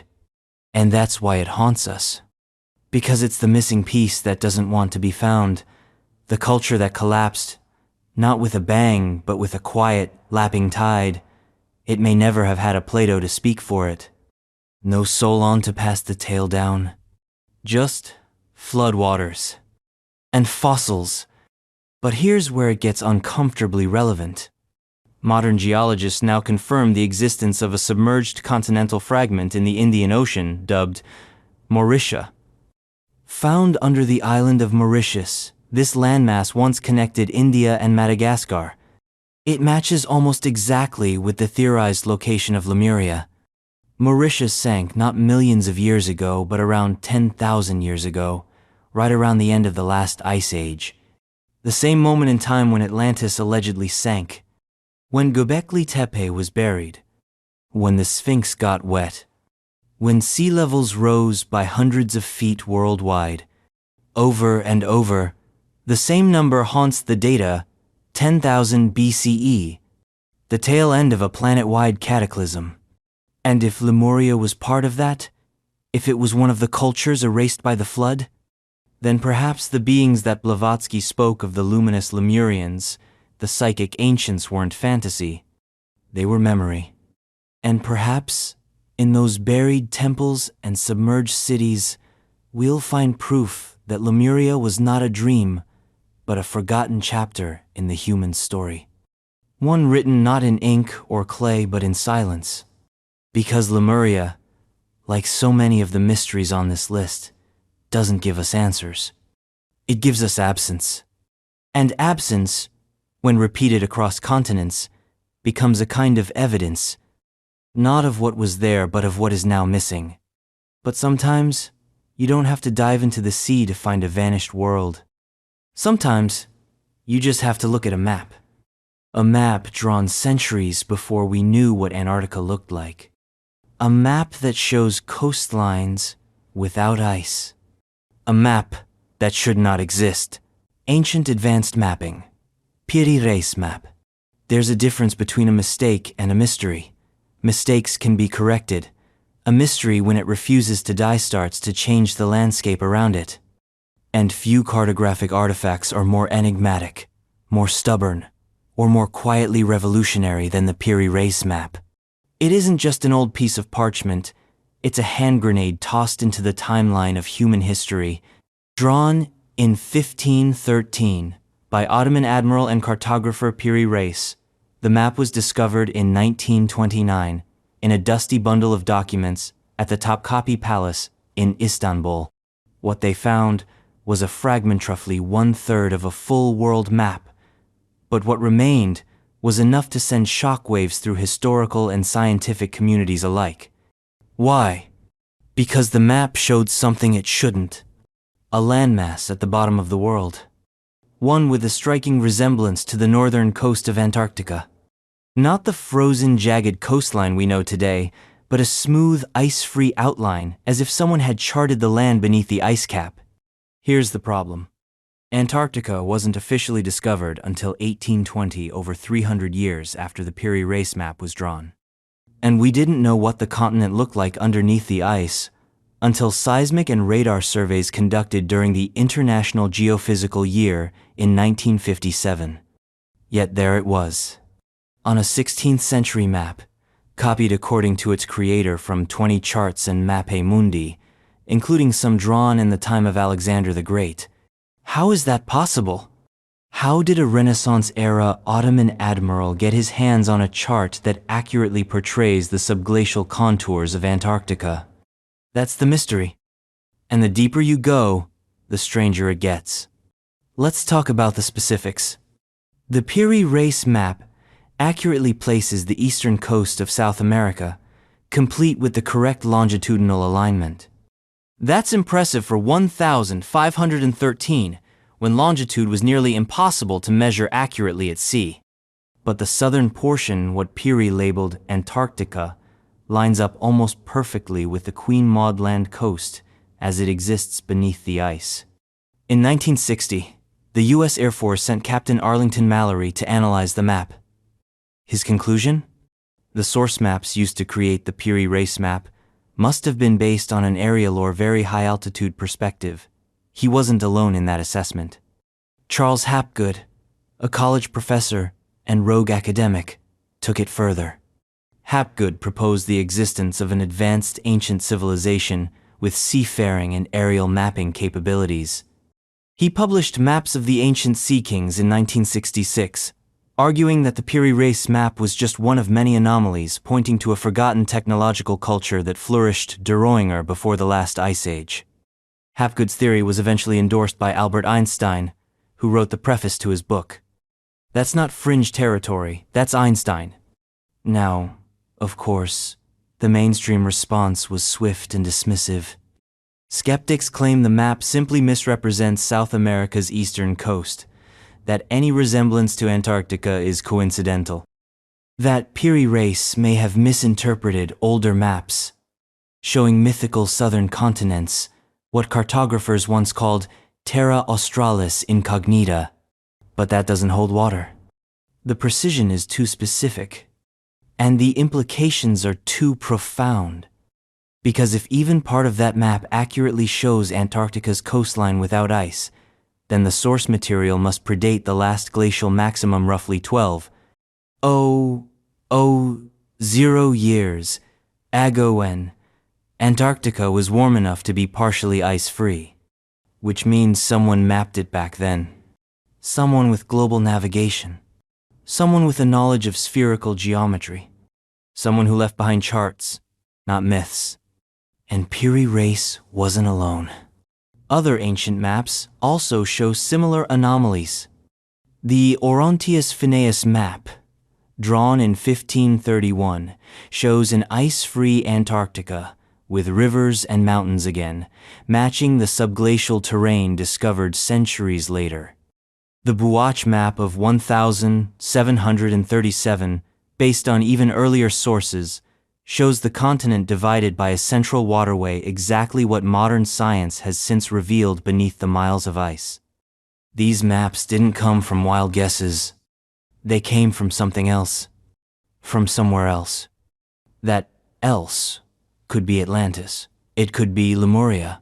It could be a lost seafaring culture that skirted the southern oceans while the mammoths still roamed. Whoever they were not primitive. They were cartographers. And cartographers don't work on myth, they work on math. Which raises a disturbing question. Why would such maps exist in the first place? Mapping a coastline requires more than a glance. You need to sail it, measure it, chart it. A map like Piri Reis's implies systematic exploration, not accidental discovery. It implies civilization, infrastructure, purpose. And if this knowledge was passed, downcopied, and recopied through the millennia, preserved like sacred geometry, then maybe we've been looking in the wrong places. Maybe history isn't a straight line. Maybe it's a circle, a cycle, a wheel that spins civilization up and drowns it when it gets too tall. We like to think of ourselves as the apex, the top of the pyramid. But the Piri Reis map is a crack in that pyramid's foundation. It suggests that once, long ago, someone else stood where we stand now, looking at the stars, measuring coastlines, and watching the sea creep toward their door. It also suggests that we're not recovering knowledge. We're remembering it. That we're not pioneers. We're survivors. And maybe not the first. Because if someone mapped Antarctica 12,000 years ago, what else did they know? What else did they see? What other messages did they leave behind? Maybe not on paper, but in stone, in underwater ruins, in places no one has dared to dig. Like the rocky shelf off the coast of Japan, where divers found a staircase in the deep. A monument, or a mirage. A place called Yonaguni, the Yonaguni Monument. The sea keeps secrets. It erases borders, blurs timelines, and devours the records of civilizations with the same indifference as it swallows ships. But every so often, something pushes back. Something refuses to be forgotten. Off the coast of Japan, beneath the crystal blue waters of the East China Sea, a staircase waits, carved into stone, submerged in silence. Known to the world as the Yonaguni Monument, it is one of the most contested and compelling archaeological mysteries ever discovered. And it's not supposed to be there. Let's rewind. In 1986, a local diver named Kihachiro Aratake was exploring the waters near Yonaguni, the westernmost inhabited island of Japan's Ryukyu archipelago. He was looking for hammerhead sharks. Instead, he found history's equivalent of a middle finger. A massive formation beneath the waves terraced, symmetrical, rectangular, not some scattered rubble or coral-covered relic, an actual monument. A stone structure, 165 feet long, 65 feet wide, and 90 feet tall, with stairs, with platforms, with right angles that defied coincidence. Word spread fast. Soon, Masaaki Kimura, a marine geologist from the University of the Ryukyus, was on the case. He studied the site for over a decade, and he didn't mince words. He called it man-made. He pointed to staircases, pillars, roads, what looked like a ceremonial platform, stonework that suggested planning, not randomness, and carvings indistinct but present. He dubbed it Japan's Atlantis. Kimura's findings set off a firestorm. Because if he was right, then Yonaguni wasn't just an archaeological oddity, it was a timeline buster. Mainstream archaeology places the development of complex civilization in Japan around 3000 BCE with the Jomon culture. But the Yonaguni monument, if man-made, would have been built at least 10,000 years ago before the end of the last ice age, when sea levels were hundreds of feet lower, and Yonaguni was part of a larger landmass. That places the construction, conservatively, at around 8000 BCE. And that's a problem. Because according to the traditional narrative, humans at that time were still figuring out how not to die. No megaliths, no complex architecture, just small, scattered bands of hunter-gatherers eking out an existence with stone tools and fire pits. They weren't supposed to be building oceanfront monuments with stepped terraces and precise right angles. And yet there it is. Deniers were swift to react. Many claim Yonaguni is a natural formation, a result of sandstone fracturing along horizontal bedding planes and vertical joints, a kind of geological origami. Nothing more than an undersea pareidolia humans seeing patterns where none exist. But that argument falls apart when you look closely. There are features at Yonaguni that nature simply doesn't explain well. Perfectly flat surfaces, sharp 90-degree corners, steps of uniform height, columns that appear to have been detached from the base stone, and an array of structural elements that appear to align along axes north, south, east, west, like the alignments of ancient temples. Then there's the face, a section of the monument that appears to depict a humanoid profilangular and weathered, but deliberate. Nearby, what some believe to be inscriptions. Not modern graffiti, but ancient etchings worn by time and tide. Kimura's surveys suggest that the site may include not just the main monument, but an entire complex of submerged city. Roads, walls, gateways, trench-like canals. If he's right, then we're not just looking at a single structure. We're looking at a metropolis. A city that sank beneath the sea not over centuries, but in a single catastrophic event. A flood. And here comes that number again, 10,000 BCE. The end of the Younger Dryas, the rise of the oceans, the deluge that appears in every mythology from Sumer to the Maya to the Aboriginal Dreamtime. If Yonaguni is real, it's not alone. Underwater ruins dot the globe, lurking at the edge of plausibility. In the Gulf of Kambat, India, stone structures beneath 130 feet of water.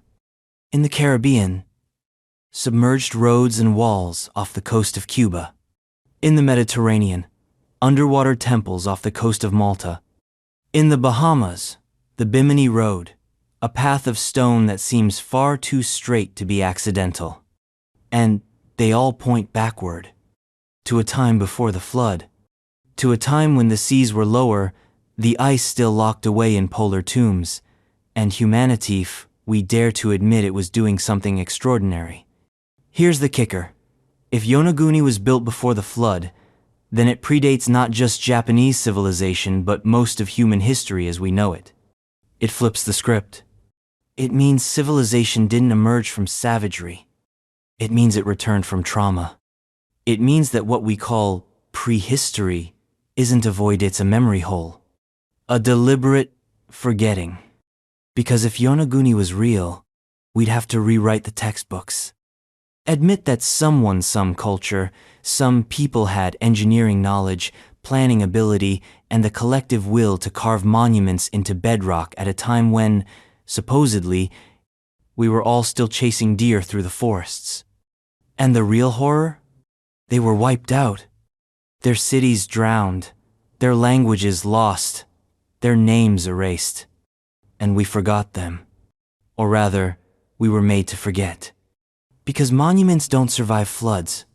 Not often. But when they do, they tend to whisper. And Yonaguni whispers like a ghost with unfinished business. It says, "We were here, we built, we saw what was coming." And maybe that's the thread that ties it all together. From Atlantis to Göbekli Tepe. From Lemuria to the Piri race map. From Noah's Ark to the Tower of Babel. A world older than we think, smarter than we believe, and more lost than we can comprehend, but not entirely gone. Because Yonaguni stands in 75 feet of seawater, untouched by modern tools, preserved in stillness, and it dares us to explain it away. But the ocean won't give up its secrets easily, because what's buried beneath the tide isn't just stone, it's memory. And memory, when it surfaces, always asks one question: what else have we forgotten? Because the next mystery isn't just about memory, it's about knowledge. Forbidden, celestial, delivered by beings who fell from the sky, and taught man to look beyond the stars and into the abyss. The Enochian knowledge. Before the flood, before Babel, before the pyramid and the ark, there was a man named Enoch. And unlike so many others in ancient lore, Enoch didn't die. He disappeared. Enoch walked with God, then he was no more, because God took him. That's all the book of Genesis says. Just one cryptic sentence, a single thread dangling from the hem of prehistory. But that thread leads somewhere strange, somewhere deep, because Enoch is not just another prophet in sandals. He is the key to a knowledge war, and his story may contain one of the most terrifying pre-flood secrets of all.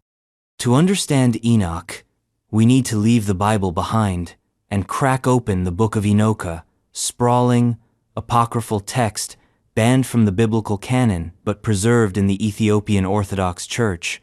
It's a book that reads less like scripture and more like cosmic science fiction. It introduces us to the Watchers, a group of 200 angels sent to Earth to watch over mankind. Spoiler, they didn't just watch. They fell. They took wives among human women. They taught forbidden knowledge. They made monsters. They made giants. And they sparked a war in heaven. The story of the Watcher Sled by Semyaza and Azazel reads like a mythological tech dump. These celestial beings didn't just corrupt mankind with lust. They corrupted us with information. They taught metallurgy how to forge weapons, how to work gold. They taught astrology how to read the stars. They taught enchantments, root cutting, the art of the blade, the painting of the eye. They taught secrets we weren't ready for. It's all there in the Book of Enoch, a breakdown of human uplift that sounds suspiciously like a crash course in civilization. In one generation, mankind went from sticks and stones to polished blades and stargazing. And the price? Cataclysm. God, enraged by the intermingling of divine and mortal, unleashed the flood. But here's the part most people miss. Enoch didn't side with the rebels. He was the messenger. He was the one the angels turned to when their plans started to fall apart. He was the intercessor, the one who spoke for earth to heaven and heaven to earth. The go-between, the translator. And then, according to the text, he was taken. Not killed, not buried, taken alive into the heavens, shown secrets no man was meant to see, and transformed. He became the Archangel Metatron. That's not allegory, that's the story. Enoch, mortal man, becomes something else, the scribe of God, the knower of mysteries. He writes 366 books of divine knowledge. They are hidden, they are sealed, and they are dangerous. Let's pause. Why was this story excluded from the Bible? Why was the Book of Enoch banned? Because it doesn't fit. It breaks the neat moral narrative. It introduces cosmic warfare, genetic tampering, and a backstory for the flood that isn't about sin, it's about a knowledge arms race. Enochian knowledge isn't just spiritual, it's technical. It hints at a lost science, a pre-flood technology, a cosmic protocol for creation itself. And some believe fragments of it survived. In Enoch's story, he is shown a place called the Crystal Heaven, a dimension of spinning wheels and glowing stones, a place that sounds less like paradise and more like a hyper-dimensional server room. He sees the tree of life, glowing with knowledge. He's shown the storehouses of the sun and moon, the mechanisms of the weather, the architecture of the cosmos. These aren't parables, they're schematics. He writes it all down.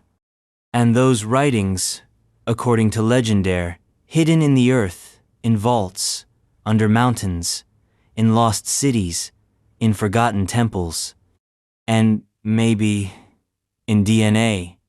Because the knowledge of the Watchers wasn't just intellectual, it was biological. The Nephilim, those hybrid offspring of angels and humans, weren't just giants. They were anomalies, aberrations, the result of a code merger between celestial and terrestrial genomes. Genesis calls them mighty men of old, men of renown. Enoch calls them abominations. And when the flood came, it wasn't to cleanse sin. It was to wipe the hard drive, to drown the data. But as always, some files survived. There are whispers across cultures, across centuries of secret lineages, of bloodlines carrying fragments of forbidden memory, of ancient libraries sealed beneath pyramids, of monks preserving books written in no known language, of keys. The term Enochian reappeared in the 16th century, when the infamous occultist John Decourt, astrologer to Queen Elizabeth Rand, his partner Edward Kelly, claimed to have received a new language from the angel Uriel. They called it the language of angels. They said it was the language spoken before Babel, before the fall, before the flood. They called it Enochian. It was complete with its own grammar, syntax, and dictionary. Dee claimed it was the language Adam used in Eden, the pure, divine tongue. He used it to communicate with beings he called Watchers. Coincidence? Maybe. Or maybe Dee tapped into something older than he realized. The idea that language is more than words, that it's a technology embedded in the Enochian mythos, that speech shapes reality, that names aren't just labels, they're functions, spells, lines of code in the operating system of the universe. This is not religion. This is programming. Enoch, then, isn't just a prophet. He's a coder. And his books? Manuals for divine architecture. So where are they? Some say fragments exist in Ethiopia, where the Book of Enoch was preserved. Others say they lie beneath the sands of Egypt, or sealed within the Ark of the Covenant. And others, far stranger, say the knowledge has been internalized, encoded into myth, into sacred geometry, into temple blueprints and star charts, into symbols passed down from priesthood to secret society. The eye, the pyramid, the grid. But the most chilling thought? What if Enoch's knowledge wasn't lost? What if it's been waiting? Hidden, dormant, in the hands of a few, or buried in places we haven't yet dared to dig? What if the giants, the Watchers, the technologies, they're all part of the same story? Not just a history, but a warning. Because knowledge, when too powerful, becomes a curse, a flame stolen from the gods, a weapon. And if the flood was meant to reset the world, then what happens when we recover the knowledge that triggered it? What happens when the vaults open? When we read the books Enoch left behind? Because if the past teaches anything, it's that certain truths once known can never be unlearned, and the next mystery doesn't rest in text or symbol. It rests in the ground, in skeletons taller than doors, in bones too big to belong, in the shadows of giants, pre-flood giant skeletons. Imagine you're digging in your backyard, just a routine afternoon. You hit something hard, you keep going. A little more dirt, a little more bone. Then you realize it's a femur, human-shaped, but the size of a baseball bat. You panic, dig faster. The skeleton emerges, 12 feet tall, broad skull, massive hands, teeth like river stones. Then before the authorities arrive, someone else does. They confiscate the remains. You never hear about it again, and neither does the world. This story or variations of Ithas circulated for over a century. Whispers of giant skeletons unearthed from burial mounds, caves, deserts, tales of bones too large to be human, of skulls with double rows of teeth, of elongated craniums and ancient weapons too heavy for a man to lift. Skeptics laugh, but the stories persist. Why? Because there's something buried in the earth that shouldn't be. And it's not just once, it's everywhere. Let's start with the newspaper clippings. Between the late 1800s and early 1900s, hundreds of articles ran in U.S. newspapers detailing the discovery of giant skeletons across North America. In Wisconsin, 10-foot skeletons were reportedly found with double rows of teeth. In West Virginia, burial mounds yielded beings with massive skulls and copper ornaments. In the Aleutian Islands, an explorer claimed to have unearthed a 14-foot-tall skeleton with armor. Some of these stories were hoaxes, no doubt. The 19th century loved its tall tales. But some of them weren't. And that's where it gets murky. Because some of these finds were documented, photographed, cataloged, and then vanished. The Smithsonian Institution is often mentioned in these accounts. The same sentence always follows. The skeletons were sent to the Smithsonian and never seen again. Conspiracy? Maybe. But consider this. The Smithsonian's own annual reports from the late 1800s include mentions of large skeletons found in burial mounds. Anthropologists at the time openly debated whether these remains represented a different race, a lost culture, or simply a forgotten genetic anomaly. And then, like clockwork, the subject disappears. Vanished from academic discussion, forgotten in public memory. Sanitized. Why? Because the existence of giants doesn't just mess with history. It annihilates it. If a race of humans, let's call them Homo colossus, once walked the earth, we're not talking about a few freakish outliers. We're talking about a parallel lineage, an entirely different branch of the human story. And it's not just a Western myth. In the Bible, the Nephilim are described as the mighty men of old, men of renown.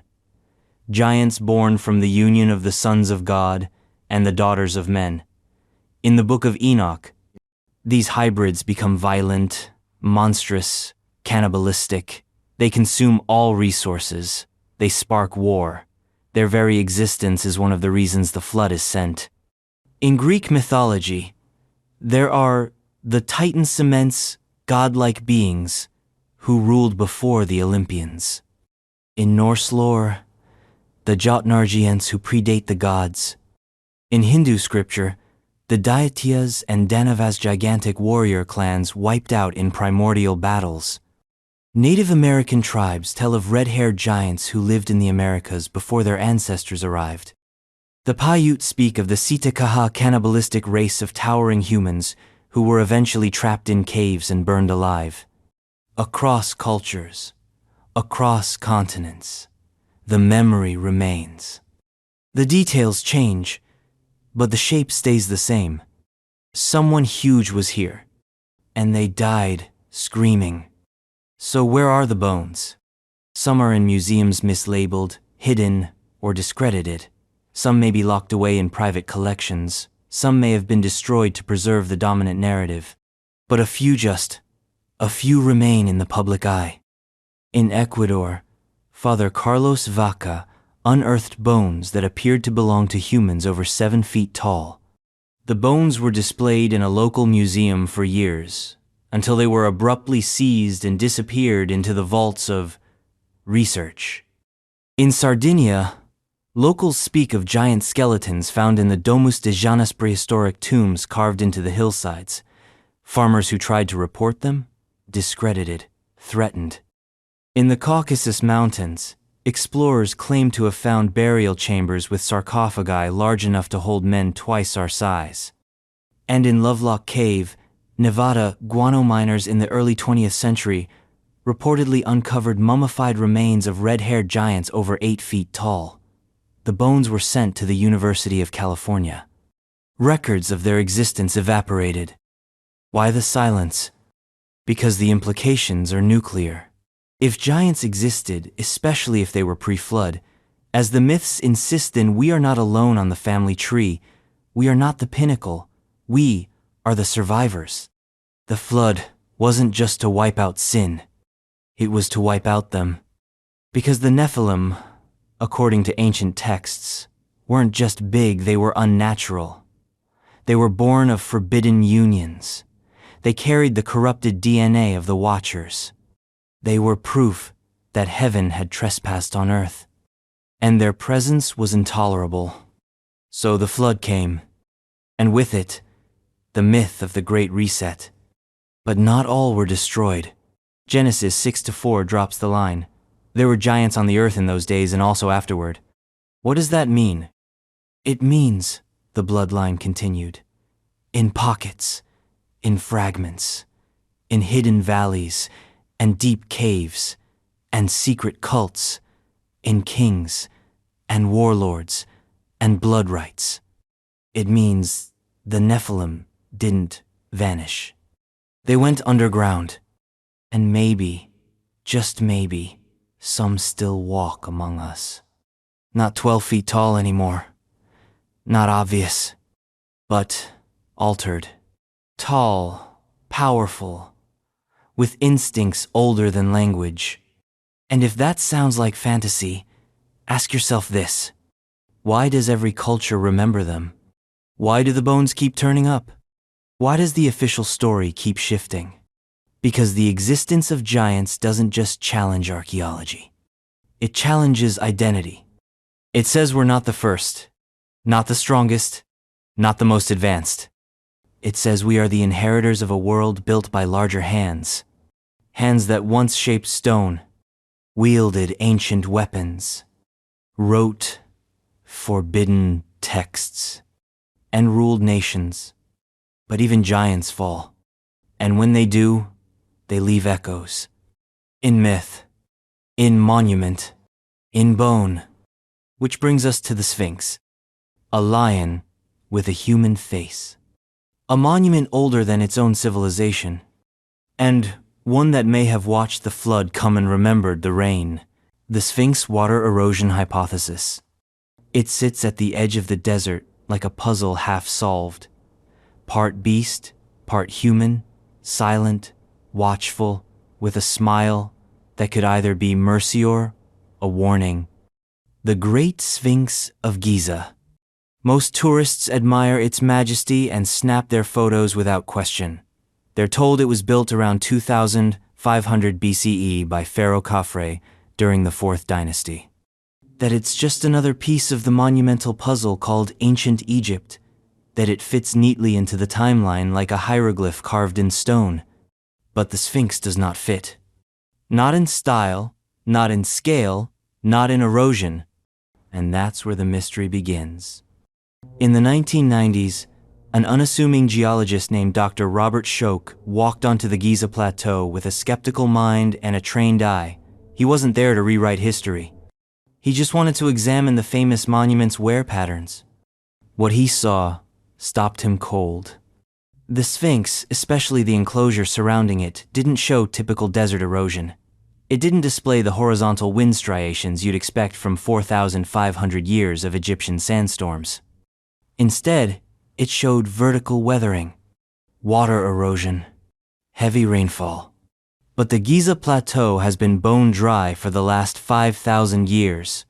Egypt's arid desert climate didn't begin yesterday. It's been this way since before the pharaohs raised their first obelisk. So where did all that water come from? Schoch's conclusion was heresy in academic circles. He proposed that the Sphinx wasn't built in 2500 BCE as early as 10,000 BCE, possibly older, a relic from a time when the Sahara was not a desert, but a savanna. a time when seasonal rains lashed the region with the kind of precipitation needed to carve those deep channels into the limestone. He presented his findings: geology, not speculation, measurements, patterns, comparisons. And the response from Egyptologists? Silence. Then laughter. Then fury. Because the implications were explosive. If the Sphinx is older than dynastic Egypt, then everything we think we know about the origins of civilization crumbles. The fourth dynasty didn't build it, they found it. Like squatters in the ruins of a lost world. This isn't a fringe theory anymore.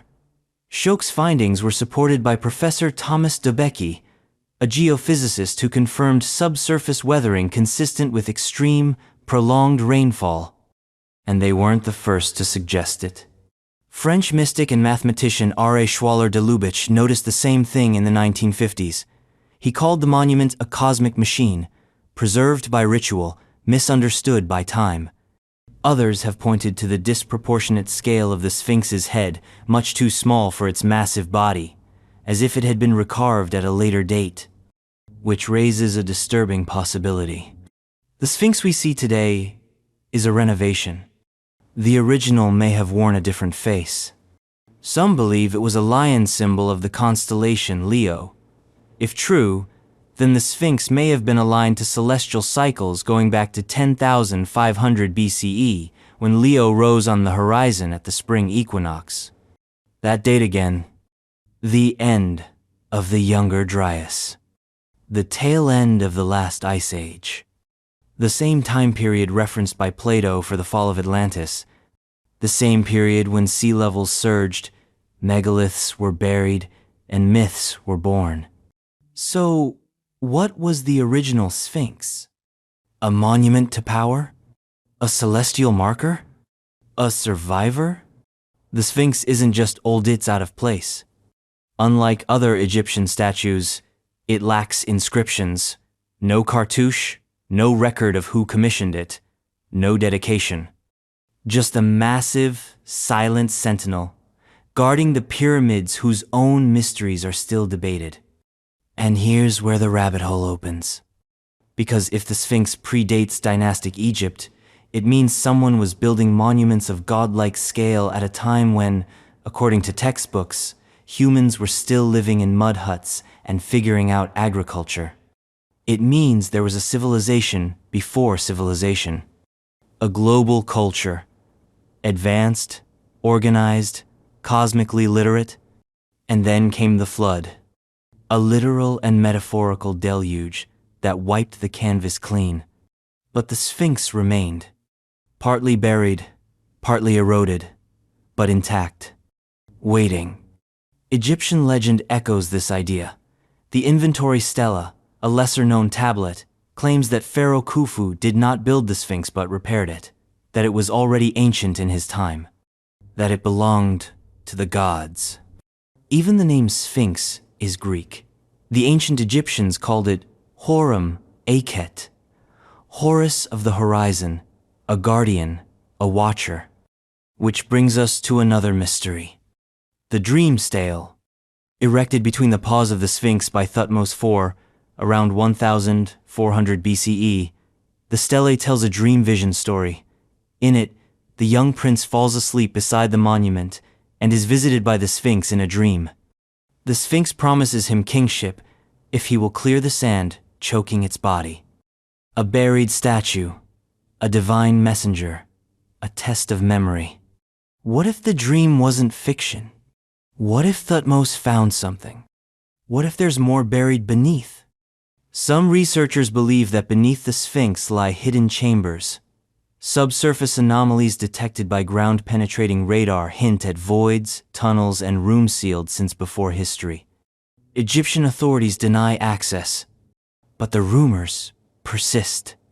Some say the Hall of Records is buried there, a legendary archive of antediluvian knowledge, the collected wisdom of a civilization lost to time and tide, a library of stone. Crazy?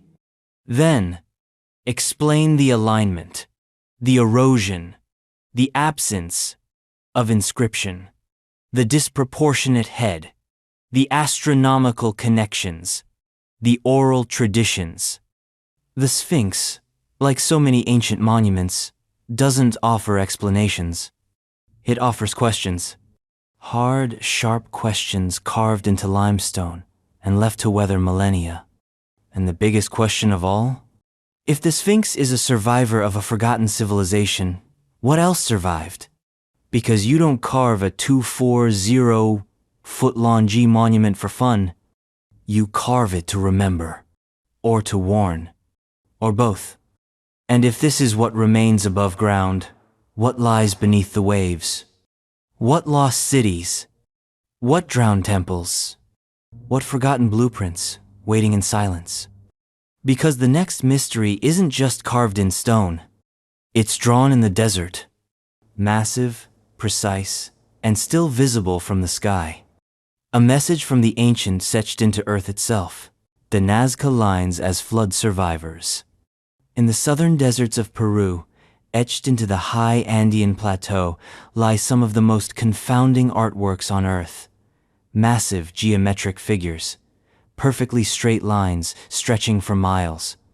Giant animals, monkeys, hummingbirds, spiders carved with impossible precision, visible only from the sky. These are the Nazca lines, and they do not make sense. They weren't built for the living. They weren't carved for the eye-level observer. You can stand in the middle of a 100-meter-long glyph and never know what it is. The only way to understand them truly grasp their shapies from thousands of feet in the air. Which begs the obvious question, who were they for? Let's start with the basics. Mainstream archaeology attributes the Nazca lines to the Nazca people, a pre-Incan culture that flourished between 100 BCE and 800 CE. They supposedly made the lines by removing the oxidized top layer of rock, exposing the lighter earth beneath.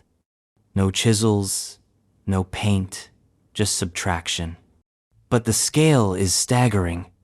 There are over 800 straight linesome, up to 30 miles long, 300 geometric shapes, 70 biomorphic figures, all etched into the desert in a region the size of Manhattan. All preserved with uncanny sharpness thanks to the dry, windless climate. The lines form triangles, trapezoids, zigzags. They cross each other, intersect, overlap. Some scholars suggest they were ceremonial walkways. Others say they were astronomical calendars alignments to solstices and equinoxes. Still others propose they were irrigation maps, guiding water through sacred rituals. But no theory explains the central, maddening fact. Why would a culture with no flight, no high-altitude observation, no drones-designed geoglyphs that only make sense from the sky? Even the Inca centuries later made no reference to them. And that's when the flood theory creeps in. Because maybe the Nazca lines aren't Nazca at all. Maybe they're older. Much older. Let's talk about dating. The official timeline puts the construction of the Nazca lines around 500 CE, but this is based on nearby pottery, not the lines themselves. You can't carbon date a groove in the dirt, not directly. So what if the lines predate the Nazca culture? What if they were already ancient when the Nazca found them? We've seen this pattern before. At Göbekli Tepe, at Baalbek, at the Sphinx. Cultures inheriting megalithic ruins, reusing sacred sites, building on top of mystery. So let's entertain the forbidden thought. What if the Nazca lines are survivors? Not of the Nazca people, but of a cataclysm. A map, a record, a message. From before the flood. The high deserts of Peru are among the driest places on Earth. Rainfall averages less than 1 inch per year, and yet when the Ice Age ended, sea levels rose dramatically, rivers swelled, entire landscapes shifted. But the Nazca Plateau stayed dry. It stayed preserved. So if an advanced civilization wanted to leave a message for the next round, something that wouldn't wash away, wouldn't rot, wouldn't vanish, they might have chosen this place. They might have chosen to write in earth, on a scale only visible from the heavens. Think about the lines. The hummingbird 305 feet across. The spide 165 reals feet long, drawn with precise anatomical details that include reproductive organs not visible without dissection. The monkey with its spiral tail and outstretched limb scurled in a pose so stylized, so calculated, it resembles a glyph more than an animal. These aren't cave paintings. They're schematics. Then there are the straight lines. Some stretch for miles, laser straight, not wavering, not drifting, not respecting terrain. They run over hills, down into valleys, across rocky terrain. They don't mark paths. They mark something else. Flight paths? Energy lines? Celestial alignments? Some researchers, like Eric von Däniken, have suggested that the lines were designed for aerial guidance, landing strips, or visual beacons for beings who traveled by air. But we don't need aliens to make the mystery real. We just need a lost civilization, a culture that understood scale, precision, geometry, one that lived before the last upheaval, one that knew the flood would come and chose to leave behind their story, not in books or temples, but in a language of earth and space. The Nazca lines might not be writing. They might be memory. There's also the tantalizing presence of subterranean aquifers beneath the lines. Some figures appear to be placed directly over underground water sources. Was it coincidence? Or were the lines a kind of hydrological diagram? An ancient map of energy water. Energy, spiritual energy. Something deeper? Paul Kosok, one of the earliest researchers of the lines, called them the largest astronomy book in the world. Maria Reich, who spent decades preserving and studying them, believed they were a calendar. But what kind of calendar spans 20 miles? What kind of ritual requires a glyph the size of a football field? And who walks a ritual path they can never see? That's the secret. The lines weren't made for people on the ground. They were made for the sky. Maybe not for planes, maybe not for gods, but for time. For memory, to leap forward across centuries. For Servivorsis to look down, someday, and wonder, who made this? Why? And what did they want us to remember? Here's another wrinkle. Across the planet, other geoglyphs exist. In Chile's Atacama Desert, the Atacama Giant, a massive humanoid figure over 300 feet tall. In the UK, the Uffington Whitehorse, 3,000 years old, carved into a chalk hill.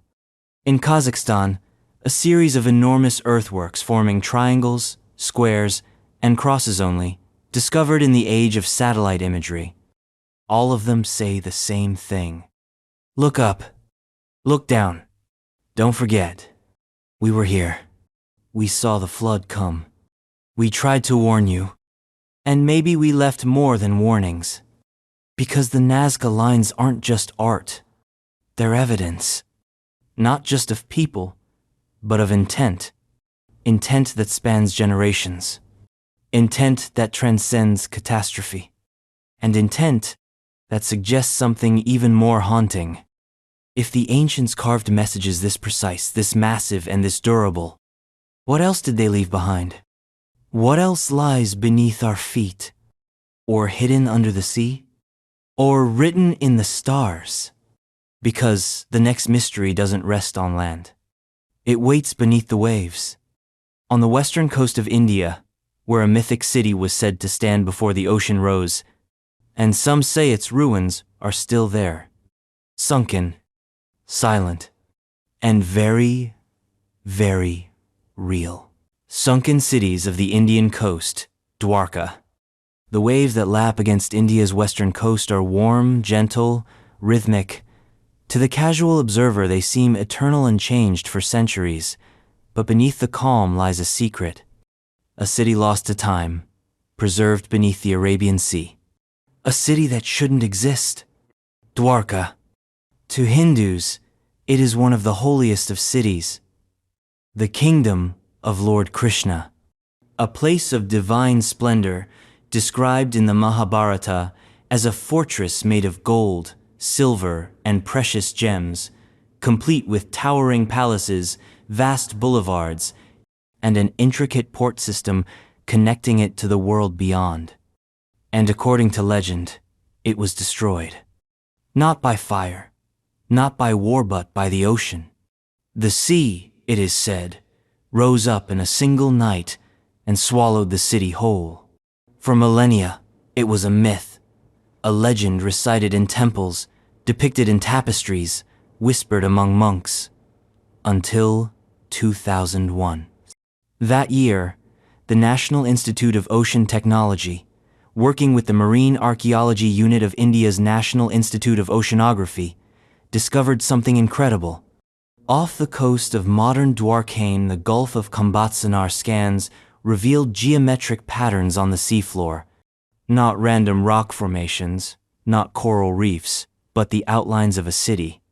Grids, streets, building foundations, even what appeared to be a massive wall or jetty system, stretching nearly 5 miles. Artifacts were dredged from the site: pottery shards, fossilized wood, stone tools. One sample of carbon-dated material clocked in at over 9,000 years old. If accurate, that places this city's origin around 7,500 BCE, thousands of years before the Harappan civilization, before the pyramids, before Sumer, before any known civilization on Earth. Let that sink in. A city planned, populated, technologically advanced, existing at a time when history insists humans were still foraging for berries and just learning to plant wheat. Mainstream historians scrambled to respond. They suggested natural formations, ancient riverbeds. But the layout was too structured, too intentional. And if the site is truly Dwarka or even a precursor, then everything we thought we knew about the cradle of civilization is wrong.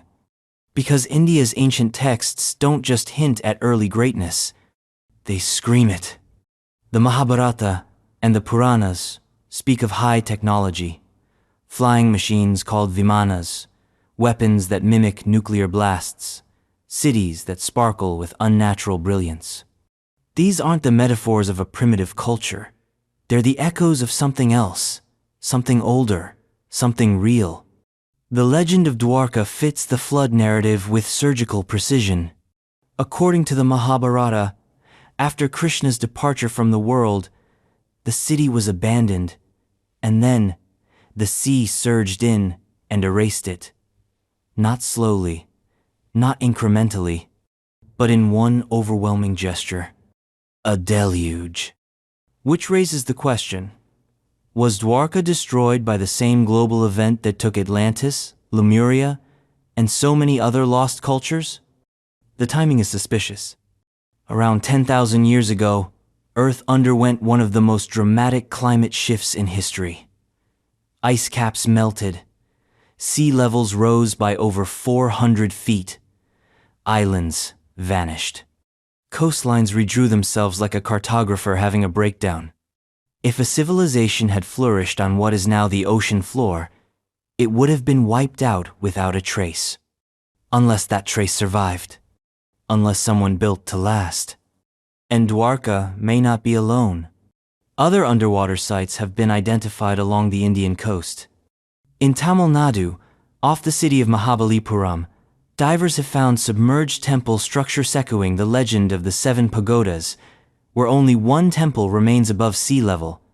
Further south, in the Bay of Bengal, the ancient port city of Pumpuhar lies buried.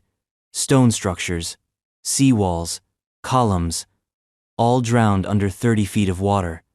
And again, local legends told of the sea taking the city long before science confirmed it. Over and over, the same pattern emerges. Myth speaks first. Science catches up centuries later. But Dwarka is different. It was never a whispered legend. It was a central node in one of the world's most enduring religious traditions. Krishna wasn't a demigod to be forgotten, he's still worshipped by hundreds of millions. His city wasn't an afterthought, it was a capital. And its destruction wasn't just tragic, it was prophetic. Because Dwarka was not merely a city, it was a symbol, a beacon of divine human cooperation, a hub of knowledge and spiritual power. And its erasure wasn't just about tectonic activity or sea level. It was about wiping the slate clean. A cosmic reset. And just like Atlantis, the tale ends not in chaos but in mystery. Because Dwarka, like so many of these pre-flood sites, doesn't vanish entirely. It leaves fingerprints. In sonar, in stone, in scripture. And the most unnerving part? We're only beginning to rediscover them. For centuries, the idea of submerged civilizations was fantasy dismissed by academics, banished to the realm of fiction. Now, it's sonar data, satellite imagery, carbon dating. The cities are there, the stories are converging, the timelines are collapsing, and the Indian coast may be the most important piece of the puzzle. Because it suggests that high civilization was not a fluke. It was global. It rose up before the flood and it fell with it. But not completely. Not everywhere. Because for every city the ocean swallowed, another may still lie beneath the jungle, the desert, the ice, waiting. And maybe the flood didn't just drown the old world. Maybe it forced it underground. Literally. Because the next mystery doesn't lie in the sea. It lies in stone. In cyclopean blocks and impossible architecture. In megaliths so massive, we still can't explain how they were built. Structures that scream of forgotten technology, of minds that moved mountains, of builders we no longer remember. Pre-flood megaliths worldwide. They rise from the earth like the bones of the planet itself. Ancient, immovable, wrong. Giant slabs of stone weighing dozens, even hundreds of tons, arranged with such precision that modern engineers shrug in defeat. These are the megaliths of the pre-flood world, scattered across the continents like breadcrumbs leading back to a lost civilization. Baalbek, Sacsayhuaman, Ollantaytambo, Pumapunku, Stonehenge, Gornaya Shoria, Gunung Padang. The names vary, the stone stays the same. And the question that echoes from every monolith is this: how? How did people, with no pulleys, no cranes, no wheels and, in many cases, no riding move stones, that today's technology can't even budge? Let's start with Baalbek, Lebanon. The Temple of Jupiter was built by the Romans. That's the story. But the Romans built on top of something else, something older, something massive. At the base of the temple lies the Trilithon, 3 stones, each over 800 tons, stacked like Lego bricks by titans. Nearby is the stone of the pregnant woman, 1,000 tons. That's more than 4 fully loaded Boeing 747s, carved, moved, placed. No one knows how. There's no evidence of the Romans having the ability or even the interest to move stones that size. They built with smaller blocks. They used what they had. They didn't need stones that large. No one did. Unless the stones weren't meant for temples. Unless they were leftovers from something else. Something older. Something pre-flood. Because here's the thing about megaliths. They don't fit the timeline. Mainstream history tells us civilization began around 5,000 years ago in Mesopotamia. That's when people supposedly started organizing, building, writing.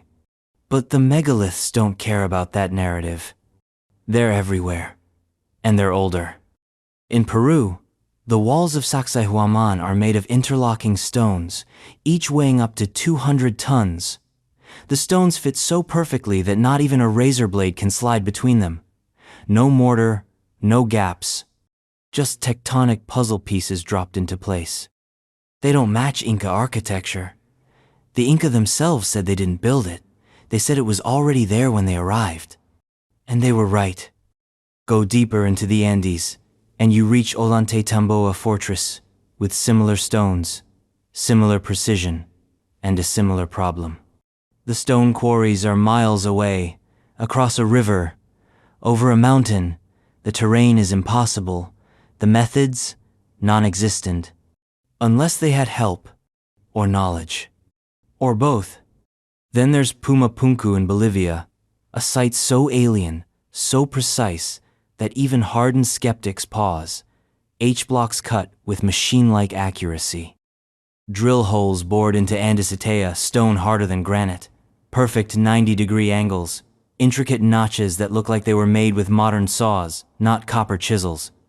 Archaeologists date Pumapunku to around 500 CE, but the site sits on a flood plain. A layer of sediment covers the ruins' debris from a massive deluge, one that might date to the end of the Ice Age. And again, the locals say they didn't build it. They say it was built by the gods. A story that's repeated across the world. In Japan, the Ishi no Hoden is a megalithic Marvella stone block weighing over 500 tons, carved into a cliff face with surgical precision.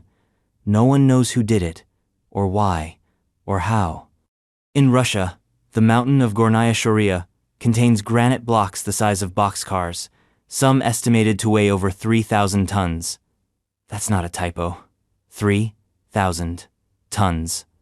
They're stacked, angular, shaped, but not documented, not explained. Because if you explain them, the timeline falls apart. Same in Indonesia, where Gunung Padang, long thought to be just a pile of volcanic rock, was revealed to be a man-made structure. Ground-penetrating radar showed chambers beneath the surface. A buried pyramid, older than 9,000 years. It's the oldest known megalithic site in Southeast Asia, and it was covered on purpose. Buried. Like Gobekli Tepe. Like the Osirian. As if someone didn't want us to remember. As if these were not just structures, but messages. Here's the pattern. Massive stones. Impossible techniques. Anomalous ages. And no one takes credit. Cultures find them, worship them, build on top of them, but they never claim to have made them. The builders are always gods, giants, sky people. Beings from the first time. Maybe the flood didn't erase these monuments. Maybe it failed. Maybe they were designed to survive it. Stone is memory. And the megaliths remember. They remember an age when humans soar. Something very close had knowledge that we've forgotten. Not just strength, but technology, geometry, vibration, resonance. The ancients weren't just dragging rocks. They were moving them with intention, with purpose. We're only now starting to understand the principles they may have used. Acoustic levitation, harmonic frequencies, magnetic manipulation. Not science fiction, just science we haven't mastered again yet. The megaliths are the fossils of that knowledge, and they're still standing. In the jungles of Cambodia, on the islands of Micronesia, beneath the forests of Europe, lurking in places we haven't even found yet. They're not isolated marvels. They're a network, a web, a blueprint of a world that once was, a world that fell, but didn't vanish. And maybe the reason we keep finding them isn't coincidence. Maybe we're meant to. Because when you follow the megalithic trail long enough, you begin to hear echoes of language, of memory, of stars, and of caves. Because the next mystery isn't above ground. It's painted deep beneath the earth, where the first artist recorded something no one can explain. Cave paintings and lost civilizations. Beneath our feet, hidden in the quietest chambers of the earth, are stories written in charcoal and ochre. They were drawn not for us, but for something older, something that watched from the dark. Lascaux, Chauvet, Altamira, El Castillo. These are not just caves. They're cathedrals. In their silence they scream. Herds of horses gallop in flickering firelight. Mammoths stomp across walls, bison with shadows, antelope with eyes full of movement. Entire ecosystems etched on stone with a precision and artistry that makes you stop and ask, how? How did people living over 30,000 years, Agawith, no metal, no formal language, no civilization as we define it, create art so vivid, so stylized, so deeply intelligent? Why does it look better than some of the modern art in a downtown gallery? Let's start with Chauvet Cave. Discovered in 1994 in the Ardèche region of France, it contains the oldest known cave paintings dated to approximately 36,000 years ago. The art inside, advanced beyond explanation. Perspective, motion blur, shadowing, contour, techniques we associate with Renaissance-level talent. And yet, it's Paleolithic. Chauvet features over 1,000 images, most of them animals. Lions, rhinoceroses, bears, not prey animals but predators, beings of power, mythic in stature. But here's the thing. The artist didn't just draw. They composed. They used the contours of the cave walls to bring the images to life. A bison painted on a bulge to emphasize its muscle. A lion on a slant to suggest movement. The placement of torches would make the paintings flicker come alive in the dim, dancing light. This is not the work of cavemen. This is the work of visionaries. Now look at Lascaux. Discovered in 1940 by teenagers in southwestern France, Lascaux is often called the Sistine Chapel of prehistory. It's filled with over 600 paintings and 1,500 engravings. Horses, stags, bulls, spirals, dots, patterns. But there's one image that stands apart. The shaft scene. It depicts a bird-headed man lying prone, a bison with its entrails spilling out, and a mysterious bird on a stick. No one knows what it means. It doesn't fit with the hunting scenes. It doesn't tell a simple story. It looks like a ritual, a death, a transformation, or something more. Some researchers have linked it to astronomical events, alignments of constellations, celestial calendars. Others believe it may depict a shamanic journey, a symbolic death and rebirth. And then there are the dots. In multiple caves across Europe, we find patterns of dots and lines, not random, not decorative, but possibly symbolic. Proto-writing. Communications not meant for language but for memory. Recently, researchers at Durham University and the University of York proposed that some of these markings could represent lunar calendars. An attempt to track time, to map the seasons, to coordinate rituals with cosmic rhythms. If true, it means the people who painted these caves understood not only the earth but the sky. And that changes everything. Because you don't track lunar cycles without purpose. You don't draw calendars unless you're organizing something. You don't spend days crawling into a dark, dangerous cave, risking suffocation, falling rock, and predators just to doodle. These caves were temples, memory vaults, and maybe warnings. Some of the oldest cave art, like that at El Castillo in Spain, features hand stencils made by blowing pigment over a hand pressed against the wall. They date back over 40,000 years. Think about that. A human hand, reaching across millennia, whispering, "I was here." But what were they warning us about? Because many of these cave systems have another thing in common. They coincide with climactic instability. The tail end of the Ice Age, a period of massive animal extinctions, a time of floods, earthquakes, celestial upheaval. The art appears not during peace but during chaos. What if these images weren't just reflections of the world? What if they were records of what had been lost? The last memory of a world before the flood. And what if the artists weren't primitives? What if they were the survivors? The remnants of a high civilization, forced underground by cataclysm, preserving their knowledge in the only medium that would survive? Stone. We see the same impulse across cultures. Maya codices, Egyptian hieroglyphs, Sumerian tablets, all seeking permanence, all fighting amnesia. The caves may be the origin, not of art, but of history, and there are deeper mysteries. In some caves, strange humanoid figures appear, not animals, not men, entities.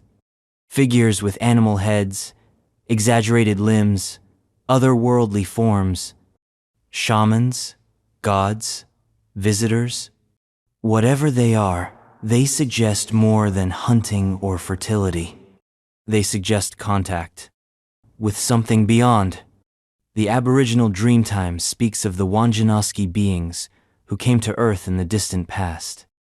Their depictions on cave walls are eerily similar to modern interpretations of aliens, large heads, round eyes, humanoid frames. Are these coincidences? Or convergences? Did ancient people see something? Or were they remembering something? Because if memory survives anything, it survives in ritual, in repetition, in pigment pressed against stone. And the caves are still here, still speaking, still waiting for us to listen. But listening isn't enough. We have to remember, because the caves are just the beginning, the threshold, the first place we find evidence of knowledge that shouldn't exist. But what if that knowledge didn't end in the caves? What if it was preserved? In devices, in objects, in relics, in machines that defy explanation, like a clay jar that holds a charge, and suggests electricity isn't modern, it's ancient. The Baghdad battery and antediluvian technology. In a museum in Baghdad, sometime before the chaos of war and looting scattered its secrets into the wind, sat an object that shouldn't exist. A clay pot, roughly 5 inches tall, plain, crude, ordinary. Except it wasn't. Inside the pot was a copper cylinder, sealed with asphalt, and within that a corroded iron rod. Add vinegar or lemon juice, and the whole thing produces a small but measurable electric charge. It's called the Baghdad battery. And it's the beginning of a much bigger question. Did ancient civilizations possess electrical technology? Let's get the conventional timeline out of the way. Electricity, we're told, was discovered in the 18th century.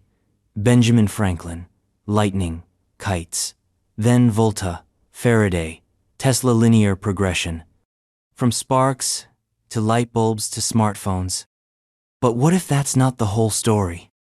What if electricity didn't begin with us? What if it was remembered? Rediscovered? The Baghdad battery was found in the 1930s near the village of Kujat Rabu, just outside modern-day Baghdad. It dates to around 200 BCE, during the Parthian period. That's more than 2,000 years ago.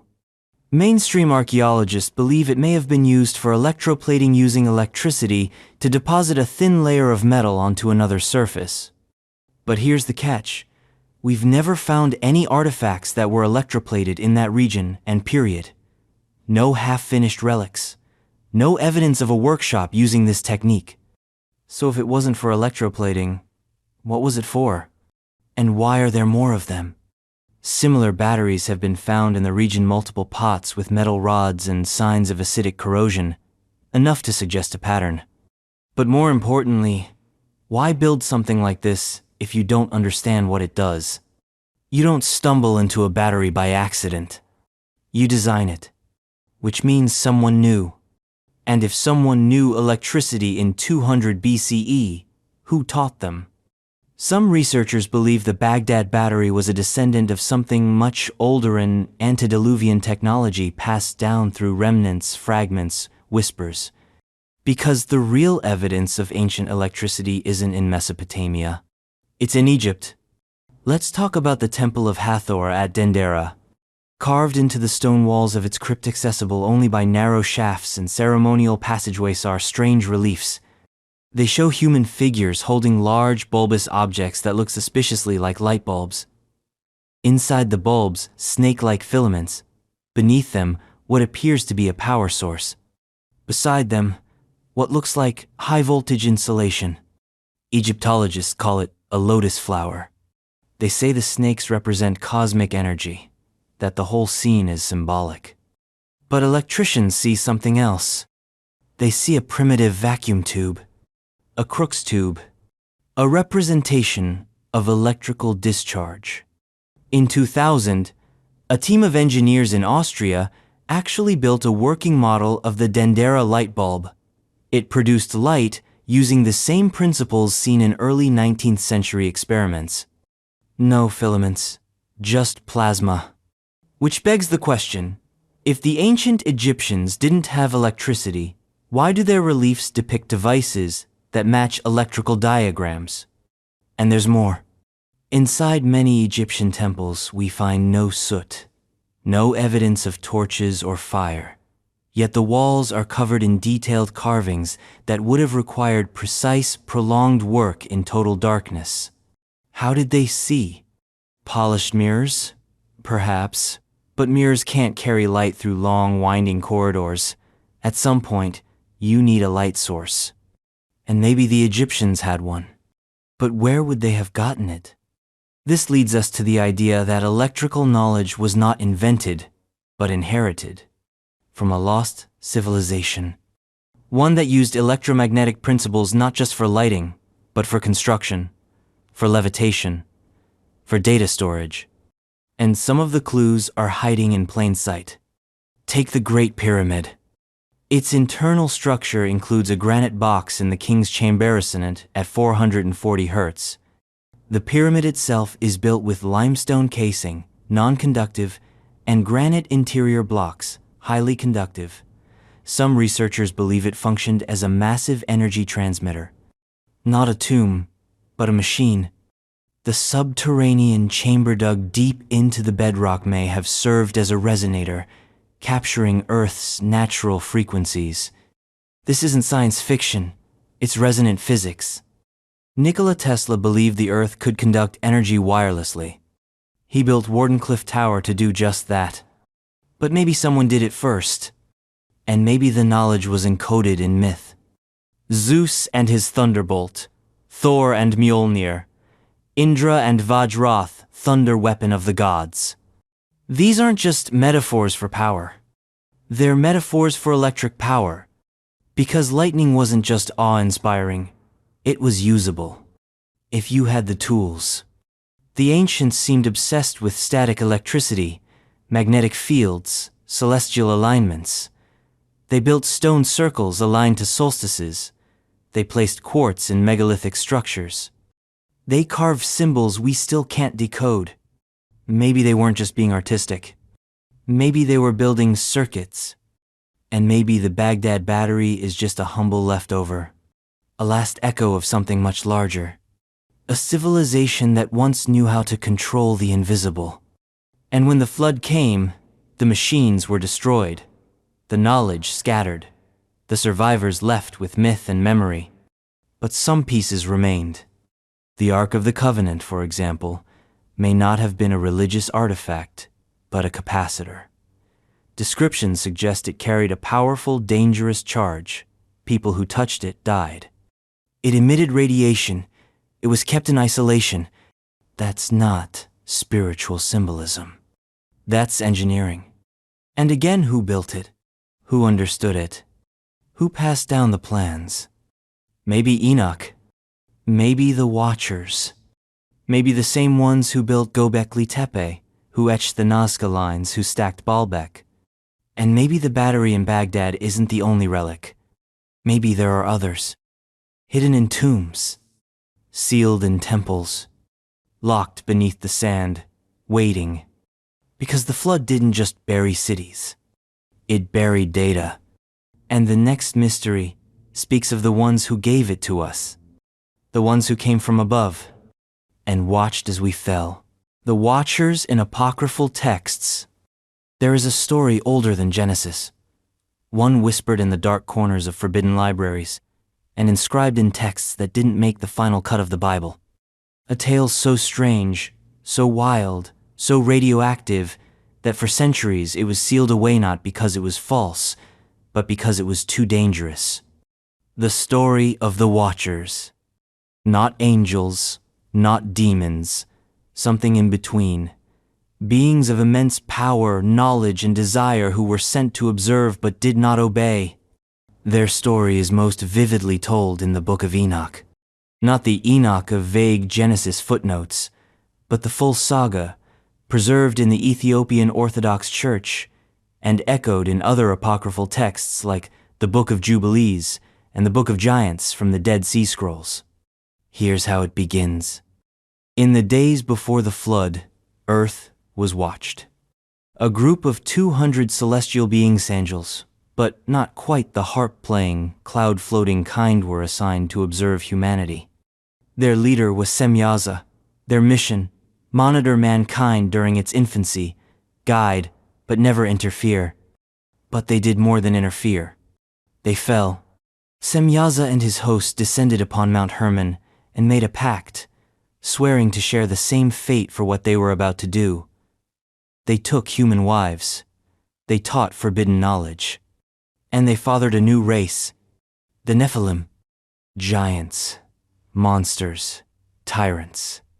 And in that one act, they shattered the boundary between heaven and earth. But their rebellion wasn't just biological. It was technological. The Watchers became gods to men, not because of their wings but because of what they knew. Azazel taught humanity the art of warfare, how to forge swords, knives, and shields.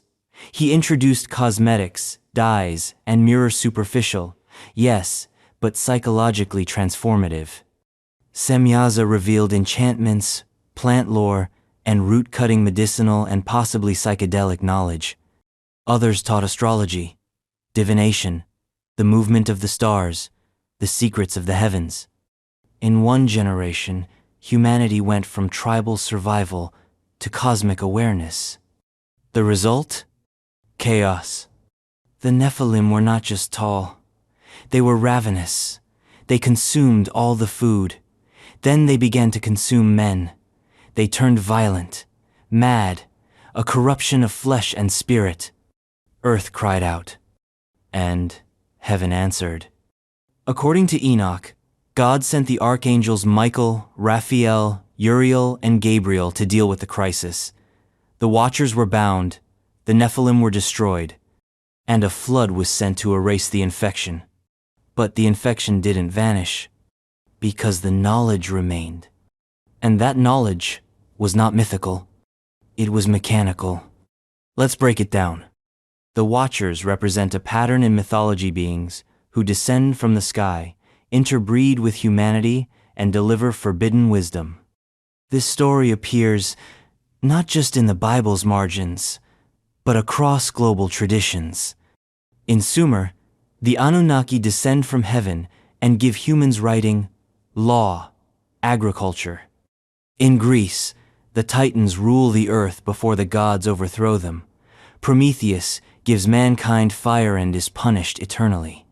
In the Norse Eddas, Odin gains wisdom through sacrifice. Giants build the first walls of Asgard.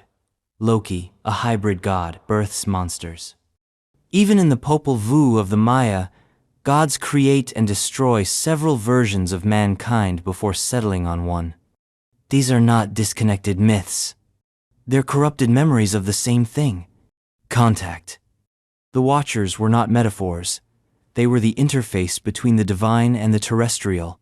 Call them angels, aliens, or architects. They gave us tools we weren't ready for. And we broke the world with them. But the story doesn't end at the flood.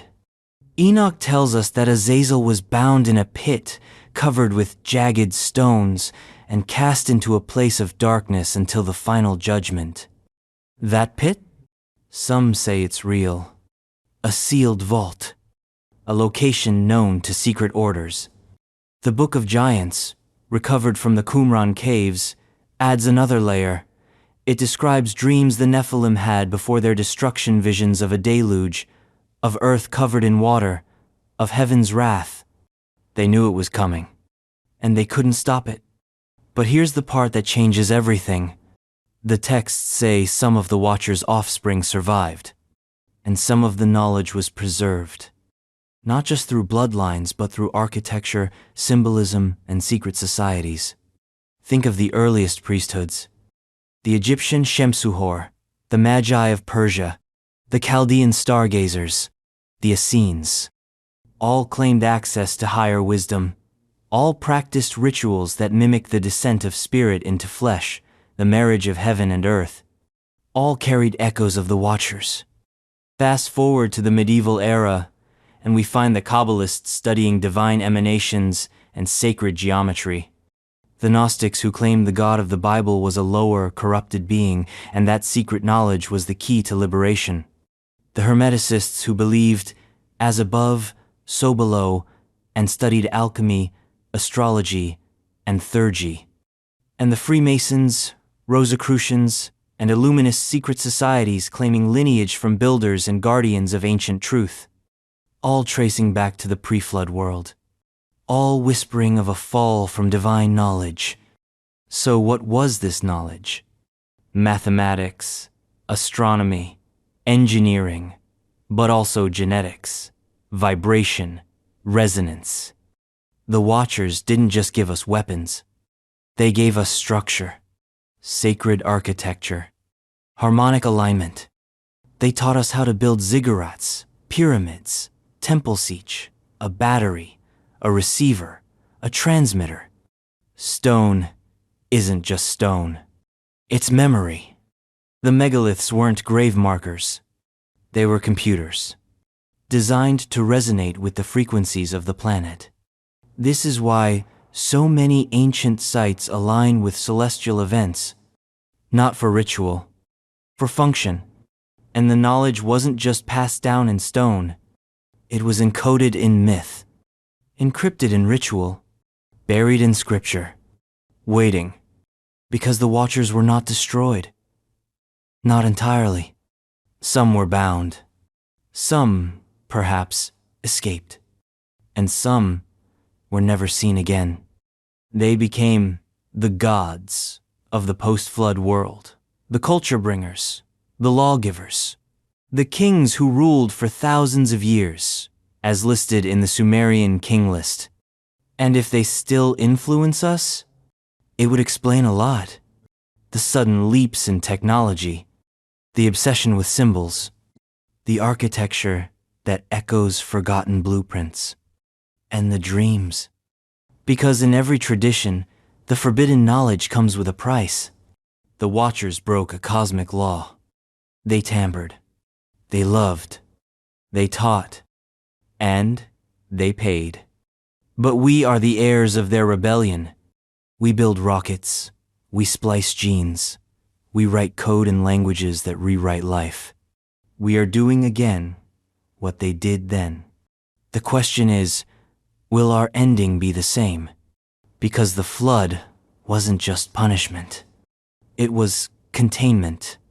And the next Mr. Yetched into ancient clay carries that flood forward.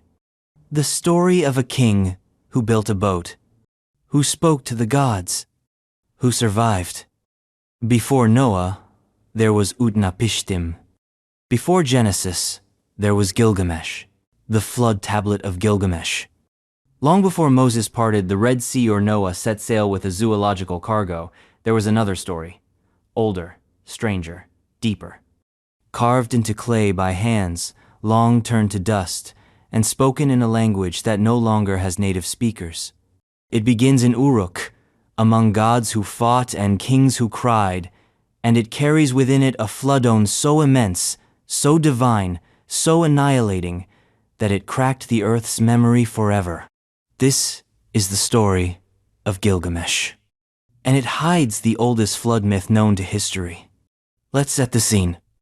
Sometime around 2100 BCE, in ancient Mesopotamia, modern-day Iraq, a series of clay tablets were pressed with cuneiform script and stored in royal libraries.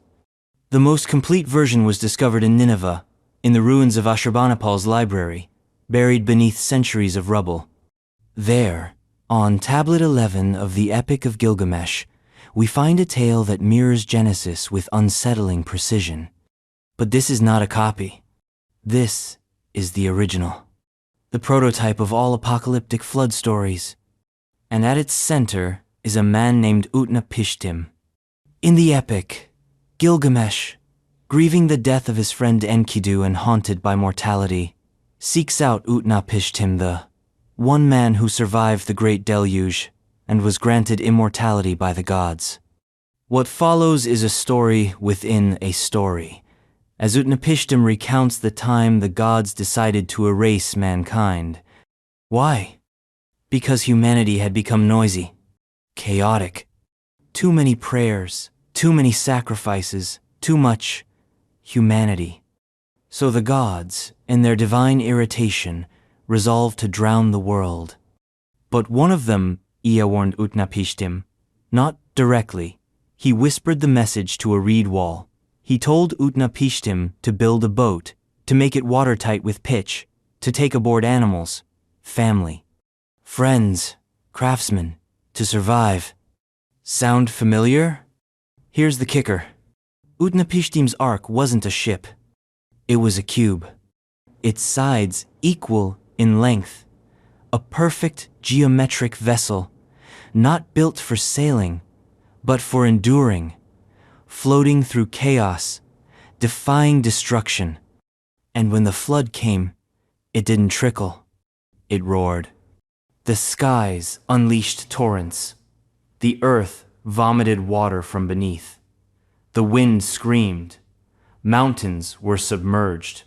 For 7 days and 7 nights, the world was drowned. And then silence. When the waters receded, Utnapishtim released birds. First a dove, then a swallow, then a raven, which did not return. The parallels to Noah's story are undeniable. But Gilgamesh predates the Hebrew Bible by at least a millennium. So what does that mean? That the Bible borrowed from Babylon? Or that both accounts are echoes of something older? Because here's where it gets truly strange. The Sumerian authors of the earliest known writing tell of a long line of kings who ruled before the flood. The Sumerian king list lists reigns of 10,000 years or more. Then comes the flood. Then history resets, with much shorter reigns. This isn't mythology, it's chronology. And the flood is the dividing line. The Epic of Gilgamesh isn't just literature, it's an artifact of cultural trauma. It remembers something real. A global event that scarred the human timeline. And it's not alone. Other Mesopotamian texts, like the Atrahasis epic, tell nearly identical stories. Gods who regret creating man, a chosen survivor, a divine boat, a deluge. In the Atrahasis version, the flood is triggered not by sin or noise, but by overpopulation. The gods couldn't sleep. Humanity had grown too numerous, too loud. Again, the flood is a reset, a population control measure. But underlying these stories is a shared truth. The world ended once, and someone remembered. Modern geology tells us the Younger Dryas period ended roughly 11,600 years ago. A sudden warming event, massive glacial melt, sea levels surged, coastlines vanished. Islands were swallowed whole. If there was a civilization before Thatan advanced culture hugging the coastlines, as most civilizations do, it would have been erased. But not forgotten, because survivors write stories. And stories become myths, and myths become scripture. The Epic of Gilgamesh may be the last whisper of that lost world. Not just a tale of kings and monsters, but a blueprint. Because Utnapishtim's ark was not just a boat, it was a preservation vessel, a data capsule. Imagine you knew a flood was coming, not just rain, but planetary collapse. Would you build a ship to save your life? Or a container to save your knowledge? What if the real treasure of the Ark wasn't animals but information? Blueprints, DNA, astronomy, technology. Because the cube-like structure Utnapishtim builds is so exact, so mathematical, it raises the question, was it a mythological metaphor? Or a memory of pre-flood engineering? And here's something else. The gods who send the flood aren't moral paragons. They're petty, divided, chaotic. They mirror the Greek pantheon, the Norse Aesir, the Anunnaki. Which raises the question, were these gods actual beings? Advanced entities? If so, the flood wasn't divine punishment. It was containment. A cleanup operation. A reset button. And those who survived? They weren't just lucky. They were chosen, not just for piety but for knowledge. Utnapishtim becomes immortal not because he's righteous, but because he obeyed. Because he preserved something. Because he knew. Gilgamesh, after hearing this, tries to gain immortality. He fails. He's told that death is his fate, but knowledge is his gift. That's the message. We don't get to live forever, but our memories might. The flood tablet isn't just a story of destruction. It's a cipher. It tells us there was a world before this one, that something broke it, and that the survivors tried to warn us. In myth, in clay, in metaphor. Because the flood wasn't just a punishment. It was an erasure, a firewall. And the next mystery? It picks up where Gilgamesh leaves off. Because while Mesopotamia drowned, stories were surfacing all over the globe.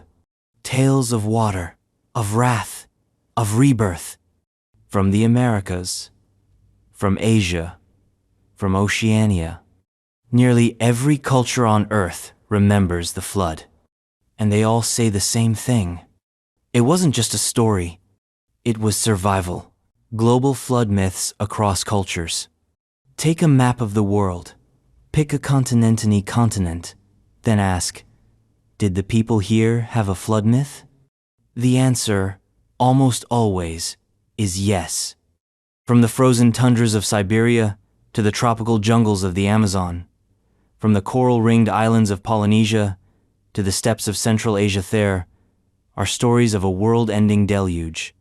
Not one, not a few, but hundreds, possibly thousands. And the strange thing? They don't just resemble each other, they echo. Let's begin where most would expect, the Near East. Mesopotamia, cradle of civilization, gives us Utnapishtim and the Epic of Gilgamesh. The Hebrew Bible gives us Noah. Both are chosen survivors. Both build an ark. Both save life. And both witness a divine erasure of humanity's sincere noise. But this is just the beginning. Move east to India. In the ancient Hindu texts, there is Manu, the first man, the progenitor, warned by the god Vishnu disguised as a fish that a great flood is coming. Manu builds a boat. He ties it to the fish, which guides him through the deluge. When the waters recede, he repopulates the earth. Now go south, to Africa. The Yoruba of Nigeria tell of a time when the earth was covered in water. The god, Olokun, ruler of the sea, became angry. Humanity's wickedness had tipped the balance. The result? A flood. But a chosen few survived on high ground, saved by the wisdom of the Orishas. The Dogon people of Mali? They speak of a great celestial serpent and a deluge that reset the world.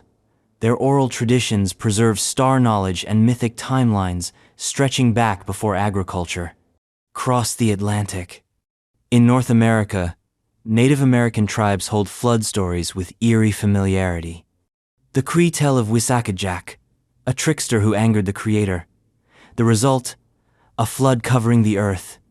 Wisakajak survives in a canoe, along with pairs of animals. Sound familiar? The Hopi remember the third world, destroyed by a flood because humanity had strayed from the Creator's path.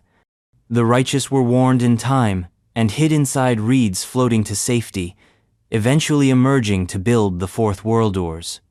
Further south, the Maya and Aztec mythologies speak of multiple worlds each destroyed in different cataclysms. The third world, ended by a great flood. The fourth, current age, was born from its ruins. Quetzalcoatl, the feathered serpent, warned mankind. A few survivors floated to safety on trees. The details shift, but the structure remains. In Inca legend, there was Pachacuteth world overturning. The sun god Inti grew angry with mankind and sent a flood. Two siblings, chosen and guided by divine llama spirits, survived in a cave high in the mountains of the Andes. Now to Oceania. The Aboriginal Australians speak of the Dreamtimey mythic era when the earth was formed and then reshaped by floods, fire, and wind. In some tales, the rainbow serpent floods the land to cleanse and remake it. In Polynesia, the Samoan gods punished mankind for breaking the sacred laws of nature. A flood came. Only the high mountaintops remained. In Hawaii, the goddess Haumea warns her children of a coming deluge. Only a canoe saves them. Even in East Asia, the pattern holds. The Chinese classic Shujing, Book of Documents, speaks of a massive flood controlled by the hero Yu the Great. The waters covered the mountains. The land was chaos. But Yu, through divine instruction and monumental effort, channeled the floodwaters and restored balance. In Japan, ancient Kojiki texts refer to a primordial deluge that reshaped the islands, marking the beginning of human history. And in Europe, the Greeks told of Deucalion and Pyrrha, the righteous couple spared from Zeus's wrath. When mankind became too wicked, Zeus unleashed a flood. Deucalion and Pyrrha, guided by Prometheus, built a chest, or ark, survived the deluge, and landed on Mount Parnassus. They repopulated the earth by throwing stones over their shoulder stones that became people. The Celts? They spoke of a flood that preceded the arrival of the first tribes in Ireland. The earliest people were wiped out, only to be replaced by new waves of settlers sent by the gods. In Norse mythology, there is the story of Ymrith primordial giant, whose death releases rivers of blood, drowning nearly all beings, except for the divine survivors who reshape the cosmos. So what does it all mean? Why does every corner of the earth recall the same cataclysm? Historians often chalk this up to coincidence, to the human tendency to fear water, to mythologize natural disasters. Sure, floods happen everywhere. Rivers swell. Rain pours. But is that all this is? Are we seriously expected to believe that over 200 cultures independently invented the same myth? Survivor warned in advance, boat or high ground. Animals preserved, world reset. It's too specific, too repeated, too global. There's a deeper truth here. Because while the details shift, the archetype stays the same. It's always a cleansing, a reset, a judgment, and a survival, and then the gift of knowledge. In almost every flood myth, the survivors don't just live, they rebuild. They bring back agriculture, language, fire, astronomy, as if they're remembering something. As if the survivors were more than just people. They were carriers, arcs of knowledge, biological hard drives. And the flood? It wasn't just punishment. It was containment. A firewall between worlds, between the time before and the time after. Here's what science tells us. At the end of the last ice, a roughly 11,600 years ago, the world changed violently. Glacial melt triggered sea level rises of over 400 feet. Continents reshaped. Island chains disappeared. Entire ecosystems vanished. If advanced coastal civilizations had existed, they would have been annihilated. The survivors, if any, would have fled inland, uphill, underground. Their stories would become myths, their tools lost, their knowledge buried. But some would remember, and they would speak, in firelit caves, in song, in carvings, and eventually in books. And that's what these global flood myths are. Not fairy tales, not metaphors, but memory, cultural DNA, a last warning from the old world, a promise that the gods or something like them intervene when we forget the balance. So, the question isn't whether a flood happened. The question is, how many times? And how close are we to the next one? Because the flood is never just water. It's upheaval. And those who survive? They leave messages. Some painted, some carved, some encrypted, and some written on tablets that speak of more than floods. They speak of beings who came before, who altered us, who changed our very code. And in the next mystery, that code is the key. Pre-flood DNA manipulation theories. There is a question buried beneath every mythology, encoded in every flood story, every tale of gods walking among men. Why us? Why humans? Why do so many ancient traditions insist that humanity was not only created but altered, molded, designed, uplifted, and always before a catastrophic flood? Welcome to the darkest rabbit hole of the antediluvian world. Not ancient cities, not sunken temples, not megaliths or pyramids, but DNA, tampered with, tweaked, and possibly upgraded by beings who didn't just descend from the sky, but rewrote the genetic code of an entire species and may have paid the price for it. Let's start where myth meets molecular biology. In Genesis 6:1-4, the text reads, "The sons of God saw that the daughters of men were beautiful, and they took them as wives. The Nephilim were on the earth in those days, and also afterward, when the sons of God went to the daughters of humans and had children by them. They were the heroes of old, men of renown." Now, pause. This isn't metaphor. This is hybridization. Celestial beings interbreeding with Homo sapiens. The result? Nephilim.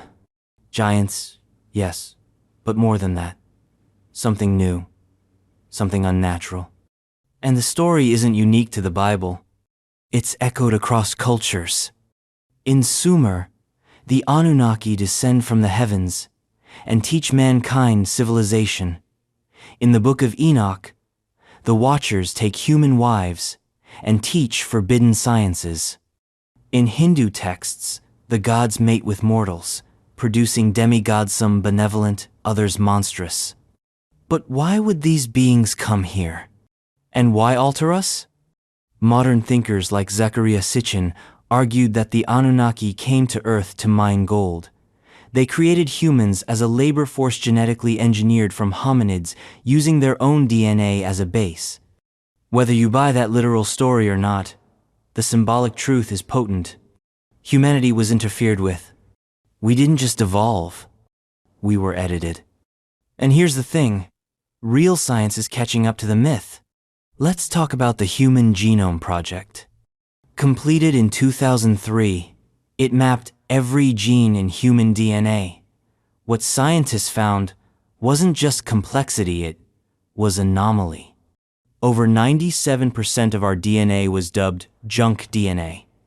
That is, sequences that don't code for proteins. It doesn't mean they're useless, just that we don't understand them yet. But imagine for a second that these non-coding regions are more than just leftovers. Imagine their comments in the code, embedded notes, backdoors, a kind of divine programming language. Even more curious, the human genome shows signs of sudden leaps. Not gradual evolution, but bursts of complexity. Something or someone pushed the accelerator. And one of those leaps happens right around the emergence of Homo sapiens. 200,000 years ago, Homo erectus gives way to us. Not just with bigger brains, but with symbolic thought, language, art, religion. It's not just biology, it's awareness, as if a switch was flipped. What if that switch was genetic? Now look at the mythologies again. The gods come down. They teach humans farming, math, writing, but they also give them something else. Self-awareness, consciousness, the ability to question existence. That's not just evolution, that's programming. And sometimes, the program malfunctions. In nearly every flood myth, the destruction is triggered by a hybrid race half divine, half human, but wholly chaotic. The Nephilim, the Titans, the Asuras, the giants of the Book of Giants. They're not just bigger, they're unstable. They consume, destroy, rebel. They're errors in the system, biological consequences of playing God. And the flood? It's not just a punishment. It's a system restore, a mass deletion of corrupted files. The survivors, the Noahs and Utnapishtims and Monaster, the clean copies, the stable versions, the backups. But that doesn't mean the experiment ended. Because some of those corrupted genes may still linger. Take H-negative blood. Most humans have Rh-positive blood, but a small percentage, especially in Europedant, they lack a specific protein found in the rhesus monkey gene line. This anomaly causes complications in childbirth. H-negative mothers carrying H-positive babies can experience immune responses as if the fetus is an invader. Now ask yourself, why would nature do that? Why would evolution create a bloodline that treats its own offspring as alien? Unless the bloodline itself is alien. It's pure speculation, yes. But the H-negative theory remains one of the great biomedical anomalies. It defies straightforward evolutionary explanation. And it gets weirder. Throughout history, those with rare blood types or unusual genetics have been viewed as special, royal, divine, pharaohs, kings, prophets. All trace their lineage back to the gods. Was that just metaphor? Or did they mean it literally? And if DNA was altered before the flood, what about now? Modern geneticists are now performing CRISPR gene edit snipping and replacing DNA like software code. We are on the brink of designing our own offspring. Once again, we are becoming the Watchers, the ones who tinker. And history warns us what happens next. Because DNA is not just a molecule, it's a message, a record, a hard drive from deep time. And if someone tampered with it once, they may have left signatures, watermarks, even fail-safes, embedded in our own double helix, waiting to be activated. And maybe, just maybe, some of that pre-flood knowledge didn't vanish entirely. Maybe it was stored, not in stone, not in books, but in us. Because the next mystery isn't about what was left behind in ruins. It's about what may have been hidden in chambers sealed tight, encoded in myth, and written on tablets that whisper of the stars. The Emerald Tablets of Thoth. There's a legend that has haunted alchemists, mystics, and occultists for centuries. A tale of a book not made of paper, but of green crystalline stone, indestructible, undecipherable to the uninitiated, known simply as the Emerald Tablets. Attributed to Thoth, the ancient Egyptian god of wisdom, writing, and magic, the Emerald Tablets are said to contain the secrets of the universe, the structure of reality, the mechanics of time, the path to immortality, and the knowledge of civilizations that rose and fell long before ours. Let's start with Thoth. In Egyptian myth, he wasn't just a scribe. He was the divine record keeper, the mediator of cosmic balance, the inventor of language and mathematics, the one who measured the heavens and the underworld alike. Thoth is depicted with the head of an ibis, carrying a stylus, but this is just his Egyptian form. In other cultures he goes by other names. To the Greeks, he was Hermes Trismegistus, thrice, Great Hermes, a fusion of the Greek god Hermes and the Egyptian Thoth. This composite figure became the patron of alchemy, astrology, and arcane science. To the Rosicrucians and the Hermeticists of the Renaissance, he was the source of all true wisdom. And to the most esoteric traditions, he was not human at all, but something else. Something pre-flood. The myth of the Emerald Tablets says that before the cataclysm, before Atlantis fell, before Egypt rose, before even Sumer dreamed of gods, Thoth lived among men. Not just lived, ruled. As a king-priest of a highly advanced civilization, when the flood came, he didn't perish. He descended into chambers beneath the earth to protect what mattered most, the knowledge. He inscribed it onto tablets not of gold, not of parchment, but of a green, translucent material that could not be damaged, scratched, or altered. Emerald, or perhaps a material beyond our comprehension. These were not tablets in the biblical sense. They were technological artifacts. Encoded. Resonant. Alive. According to the mythos, Thoth hid these tablets in a chamber beneath the Great Pyramid, or beneath the Sphinx, or even beneath the sands of the Amazon, depending on which version you follow. The knowledge was too dangerous to destroy, but too powerful to leave unguarded. So he built traps, seals, and codes that only the worthy could decipher. Now here's where history gets weird. In the 12th century, a text appeared in the Islamic world, the Tabula Smaragdina, or the Emerald Tablet. It was short, only a dozen lines, but it became the foundation of all Western alchemy. That which is below is like that which is above, and that which is above is like that which is below. This single sentence launched centuries of magical science. Newton translated it. Isaac Newton, father of modern physics, kept a copy in his notebook. It describes the unity of all things, the fractal nature of reality, the idea that the macrocosm and the microcosm mirror each other, that consciousness shapes matter, that by knowing the structure of self, one can know the structure of the cosmos. This wasn't just mystical poetry. It was an instruction manual, but a fragment, a trailer for something much, much older. Because the Emerald Tablet, most people know the short alchemical one is likely a surviving shard, a whisper of a larger, lost body of knowledge. And that's where the deeper lore of the Emerald Tablets of Thoth comes in.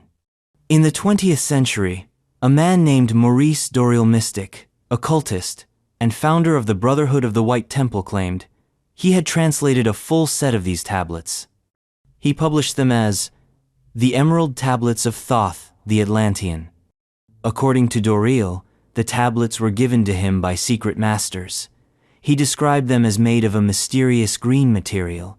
He claimed they vibrated with their own internal frequency.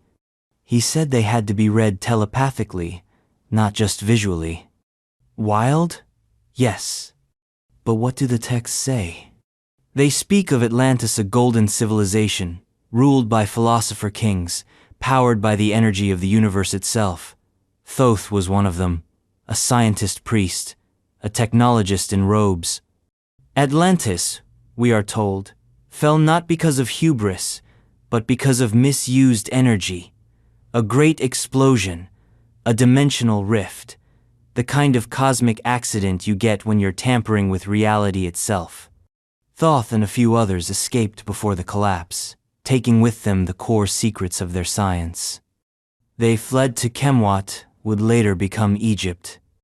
There, they built pyramids, underground halls, and encoded their science into symbol, structure, and sound.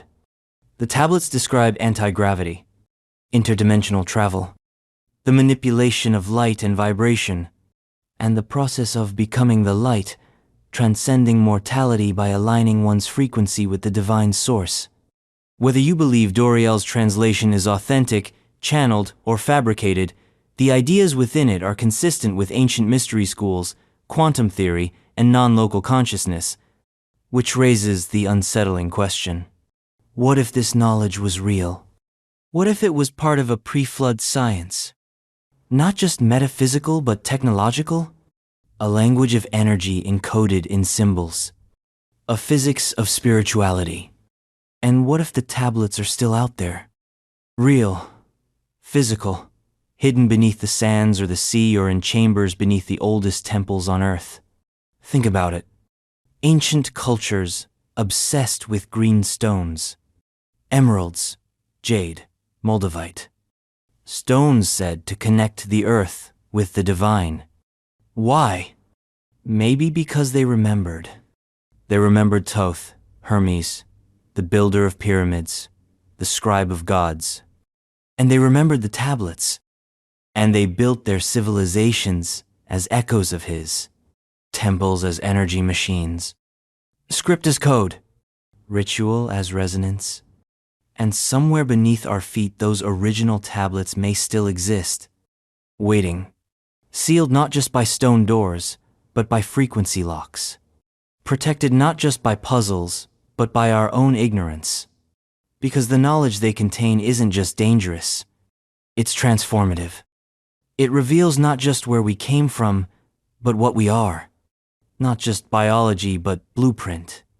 Not just a record of the past, but a map of the soul. And perhaps that's why the tablets were buried. Not to be lost, but to be found when we're ready. When the flood of ignorance has receded. When the resonance of humanity is high enough to unlock them. And maybe, just maybe, we're almost there. Because the next mystery doesn't float in legend. It sinks. Beneath a lake held sacred for millennia. Where the water hides ruins.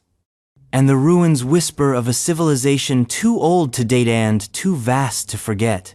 Lake Titicaca's underwater ruins.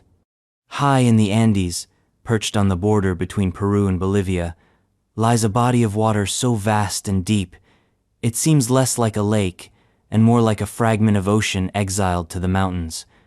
Lake Titicaca, the highest navigable lake in the world at over 12,500 feet above sea level, has been venerated for thousands of years. The Incas believed it was the birthplace of the sun. The Tiwanaku called it sacred, and the people who came before them who left no name, no books, and only the stone may have left something else. Ruins, not on the shore, but beneath the water. Submerged cities, drowned temples, roads that vanish into the depths. And at the heart of it all, a mystery that predates history itself. Let's go back to 2000. A team of international archaeologists led by the Akakor Geographical Exploring Society announced a shocking discovery just beneath the surface of Lake Titicaca. They had found what appeared to be an immense, ancient structure, a temple, possibly 1,500 to 2,000 years old, made of massive stone blocks, aligned, carved, purposeful. And that was just the beginning. Divers also reported roads, walls, terraces, an entire underwater complex stretching for more than half a mile. The scale was immense, the construction advanced, and the implications? Devastating. Because if a temple that size lies beneath the lake, then the lake hasn't always been there. And if the lake came later, what put it there? Was it a slow geological shift? Or was it sudden? Was it a flood? Because here's the thing about Lake Titicaca, it doesn't make sense. Geologically, hydrologically, archaeologically, it breaks the rules. First, the altitude. Most freshwater lakes at this elevation are small, glacial remnants. Titicaca is an inland sea over 3,200 square miles, more than 900 feet deep in places. It's fed by rainfall and snowmelt, but it has no visible outflow. Where does all that water go? Some drains into the Desaguadero River, but not nearly enough to account for the inflow. It's as if the lake is too big for its own drainage system, too permanent for its age, too full for its source. Then there's the salinity. The lake is fresh water, but it contains marine fossils, shellfish, algae, species that shouldn't be there. It's as if the lake was once connected to the ocean, or once was the ocean, or once held the ocean, and some ancient catastrophe locked it in the mountains. But how? Let's zoom out. The Altiplanothus High Plateau, where Lake Titicaca sits, is a geological anomaly. It may have once been part of a sea-level plain that was violently uplifted by tectonic forces. Or maybe something else pushed it up. Something sudden. Something biblical. Because when you find submerged ruins at this altitude, the timeline shatters. The current level of Lake Titicaca would have covered those structures only after a dramatic shift. And the last time such a shift occurred? At the end of the last ice age. Roughly 11,600 years ago. The same moment Plato said Atlantis sank. The same moment Göbekli Tepe was buried. The same moment the Younger Dryas impact hypothesis suggests a comet shattered the northern ice sheet, sending meltwater flooding across the globe. Could that same event have shaken the Andes? Created the lake? Drowned a city? Because the ruins beneath Titicaca are not alone. On the nearby shore stands Tiwanakuan archaeological site that defies logic. Once considered a ceremonial center, it now looks more like the broken bones of a forgotten civilization. Stone blocks weighing 100 tons or more, scattered like toys. Carved with precision, fitted with joints. But Tiwanaku lies 12 miles from the lake. So why does it have a port? A dock. Massive stone structures designed for loading and unloading. But there's no water there now. Not enough. Which means the shoreline has moved. Dramatically. That only happens with flooding, or draining, or both. And then there's Pumapunku, even more mysterious. Massive H-blocks made of andesitia stone, harder than steel cut, with angles so precise they match modern machine tolerance. And yet, they're shattered. Not toppled, exploded. As if struck by a force beyond human capacity. Some believe an earthquake did it. Others suspect something more violent. An impact. A wave. A weapon. Whatever it was, it didn't just destroy buildings. It erased context. Because we don't know who built these sites. The Inca? They said Tiwanaku was already ancient when their empire rose. The Tiwanaku people? Maybe. But their stonework is primitive compared to the megaliths around them. It's as if someone else built the core, and later peoples tried to rebuild the shell. We see this pattern again and again. In Egypt, in Peru, in Mexico, in Turkey. Layered civilizations, stone beneath stone, advanced beneath primitive, as if the real architects were erased, and only the ruins remained. Now, let's return to the water. Local legend says the founders of the Inca Manco Capac and Mama Ocla rose from the depths of Lake Titicaca, sent by the sun god Inti. But what if this isn't just myth? What if it's memory? A cultural echo of survivors. A sacred lake, not because it birthed gods, but because it swallowed them. Because it hides the last city of a lost age. And what if those underwater ruins aren't just temples? What if they were vaults? Storage chambers for pre-flood knowledge. Preserved beneath cold, dark water. Untouched. Forgotten. Waiting. Because ancient builders didn't place things by accident. They understood energy, resonance, water as a conductor, a preserver, a seal. What better way to protect something from the chaos of the surface world than to sink it? And if they knew the flood was coming, maybe they built the vault on purpose. not to survive, but to remember. Because memory is more than writing. It's architecture, it's alignment, it's vibration. And maybe, just maybe, the lake itself is part of the design. A living monument, a veil. And what lies beneath that veil? We don't know, because we've barely begun to explore it. The 2000 expedition was just the surface. There are rumors of new dives, new anomalies, artifacts pulled from the silt and vanished into silence. Because here's the real mystery. Why aren't we hearing more about this? Why aren't there constant expeditions, documentaries, dives? Why does this story always get buried?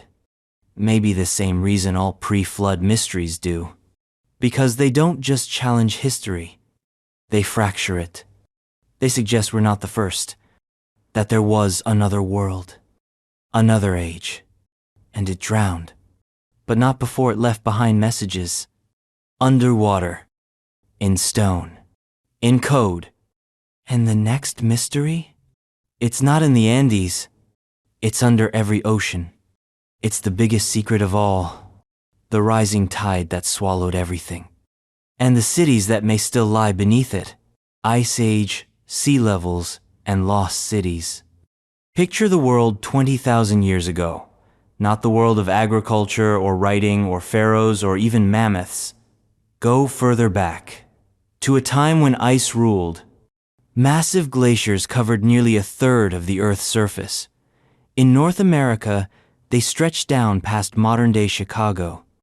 In Europe, they blanketed Scandinavia, the British Isles, and vast swaths of Russia. The sea was locked in frozen vaults. And as a result, global sea levels were up to 400 feet lower than today. 400 feet. That's the height of a 40-story skyscraper. Now imagine what lay on those ancient shorelines before the thaw, before the flood, before history began again. Because here's the uncomfortable truth. Most human settlements, from the earliest days of our species, were built near water. Rivers, lakes, and especially coastlines. Why? Because coastlines offer everything a fledgling civilization needs: food, trade, climate stability, and transport. And if the sea was hundreds of feet lower than it is now, then today's oceans are drowning yesterday's cities. Let's do the math. The UN estimates that more than 40% of the global population lives within 60 miles of the coast. That's today. Now scale that back 10 or 20,000 years. Imagine the coastlines as they existed during the Ice Age. They extended out for miles. What is now sea floor was then fertile plain, and what is now unbroken ocean may once have been a cradle of civilization. But when the ice melted suddenly, violently, catastrophically, the oceans rose, and the world we know vanished. This isn't speculation. It's geology. The transition from the last glacial maximum to the Holocene period we're still living in was marked by rapid, massive changes. Sea levels didn't just rise steadily, they surged. One such surge, the Meltwater Pulse 1, happened roughly 14,600 years ago. Sea levels rose by more than 50 feet in less than 500 years. Imagine that. Entire cities swallowed in the span of a few generations. Harbors flooded, temples drowned, mountains became islands. But if cities were submerged, where are they? Enter the sunken cities. Let's start with Dwarka, off the coast of India. In 2001, marine archaeologists discovered ruins submerged in the Gulf of Khambat. Stone walls, grids, and structures stretching over 5 square miles under 120 feet of water. Carbon dating of recovered artifacts suggests the site could be over 9,000 years old. If confirmed, that would rewrite history. Mainstream history places the beginning of Indian civilization at around 2,500 BCE with the rise of the Indus Valley. But Dwarka would predate that by millennia. Then there's Yonaguni, off the coast of Japan's Ryukyu Islands.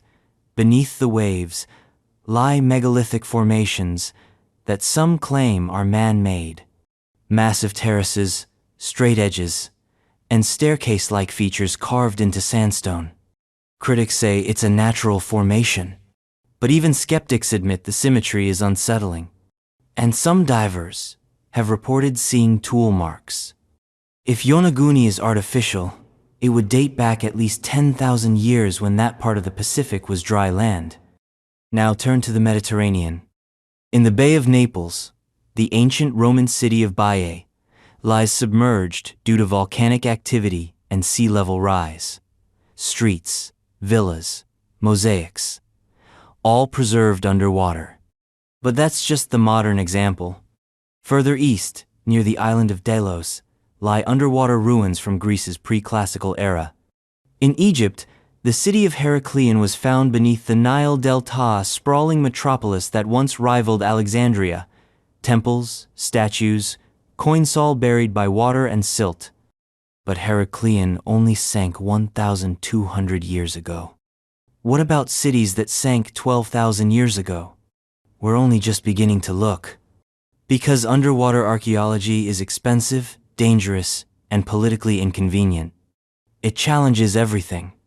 The timeline, the narrative, the idea that history is a slow upward climb from caveman to cosmopolitan. If cities were already thriving before the flood, then we are the reboot, not the origin. The flooded Sunda Shelf in Southeast Asia may have been the real cradle of early humanity. During the Ice Age, it formed a massive continent connecting what are now Indonesia, Malaysia, and the Philippines. It had rivers, mountains, and plenty of coastline. Then the sea rose and it disappeared. Same with Doggerland. Now a submerged plain beneath the North Sea, Doggerland once connected Britain to mainland Europe. It was home to Mesolithic hunter-gatherers. We've dredged up bones, tools, even traces of human DNA. Doggerland wasn't a lost city, but it was a lost land. And that land may have held far more than we think. Here's the bottom line. We have explored less than 5% of the ocean floor. Most underwater discoveries have been accidental. A trawler snags a statue. A diver notices a wall. A satellite spots an anomaly. That means the majority of our planet's ancient history could still be underwater. Not lost, just sleeping. And the implications are profound. Because if there were cities before the flood, there were governments, languages, technologies, religions. And if they knew the flood was coming, some may have tried to save what mattered. Not their lives, but their knowledge. And they would have sealed it deep, in temples, in vaults, in stone, waiting for the waters to recede. And maybe, just maybe, that's what we're starting to find. Not just ruins, but warnings, instructions, clues. And if we follow them, they may lead us to the greatest mystery of all. The machines, not the myths, not the temples, but the tools, built before the flood, buried by the sea, and waiting to spark again, megaliths, under Lake Michigan. It sounds like the plot of a sci-fi thriller set in the Midwest. Beneath the cold, murky waters of Lake Michigan lies a structure that shouldn't exist, not according to the textbooks, not according to the standard timeline of North American history, but it's there, or so claim the divers and sonar teams who found it. Megaliths, arranged in a circle, with one of the stones bearing what appears to be a petroglyph of a mastodon. That's right, a carving of an animal believed to have gone extinct over 10,000 years ago. Let's set the scene. In 2007, a team of researchers led by Dr. Mark Hawley, a professor of underwater archaeology at Northwestern Michigan College, was scanning the floor of Grand Traverse Bay with sonar. They were conducting a routine survey to map out shipwrecks. What they found instead was a mystery. Beneath 40 feet of water, a series of large stones appeared in a deliberate formation, some standing, some fallen. Some showing signs of alignment and spacing that echoed other megalithic structures found around the world, like Stonehenge, like the megaliths of Karnak, like ancient circles that defy explanation. And then came the kicker. One of the stones bore a carving, faint but unmistakable to some, the outline of a mastodon, an animal that once roamed North America in the Ice Age before, vanishing sometime around 10,000 BCE.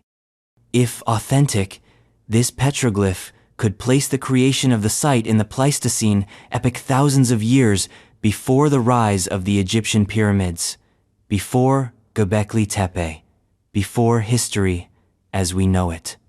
Let that sink in. Because Lake Michigan, as it exists today, didn't always exist. At the end of the last ice age, as the glaciers retreated, the Great Lakes began to form, but they weren't always filled with water. Many of the basins were dry or marshy valleys, traversable by early human populations. It's entirely likely, even that Paleo-Indians walked across these basins, hunted mastodons on those plains, and built stone arrangements that mirrored the stars, the seasons, or the hunt itself. And then the waters rose, the lake filled, and everything they built was drowned. This isn't a stretch of the imagination. It's supported by dozens of discoveries around the Great Lakes region: stone tools, fire pits, campsites found on now submerged shorelines, all dating back to the Ice Age. But the Lake Michigan megaliths go further. Because a circular arrangement of standing stones is not a campfire. It's a statement, a symbol, a code. In almost every ancient culture, the circle of stones represents something sacred.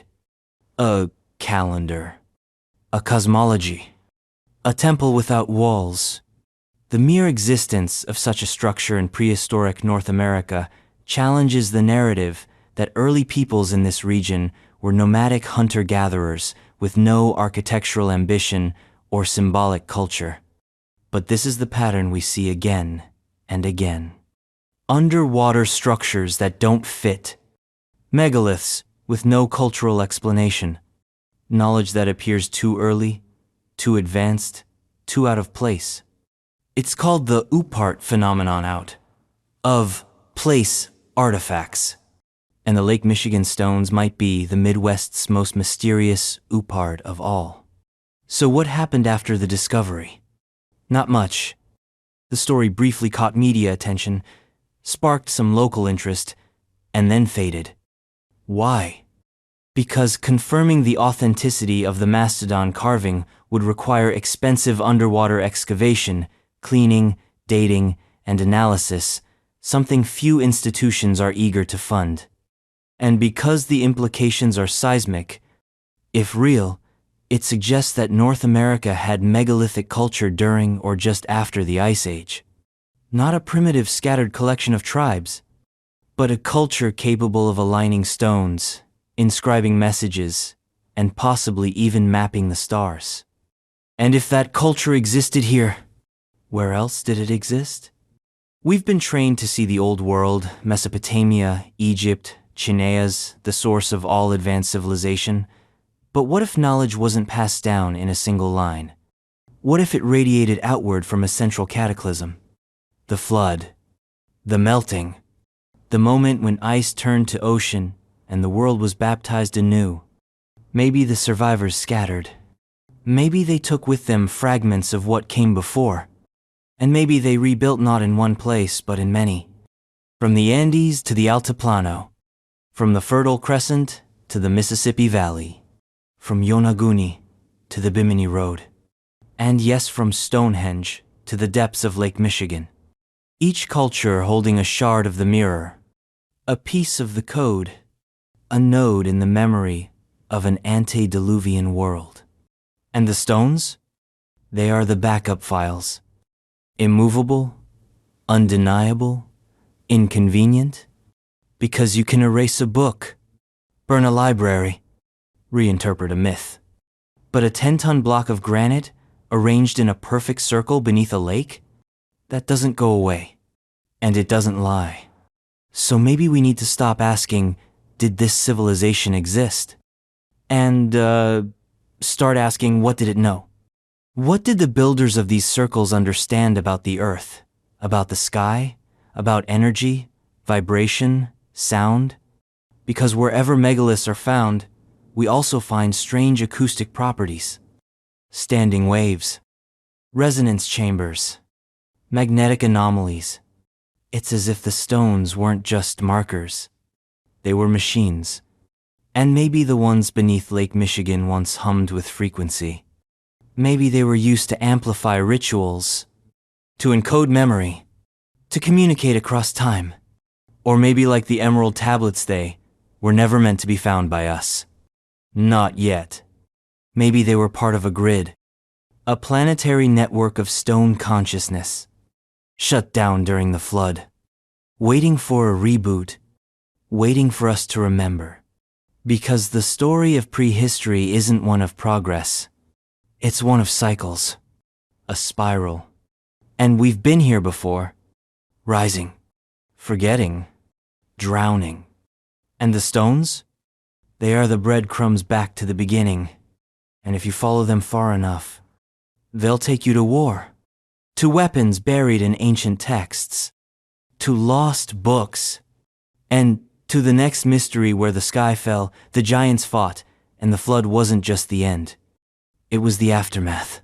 The Book of Jasher and Antediluvian War.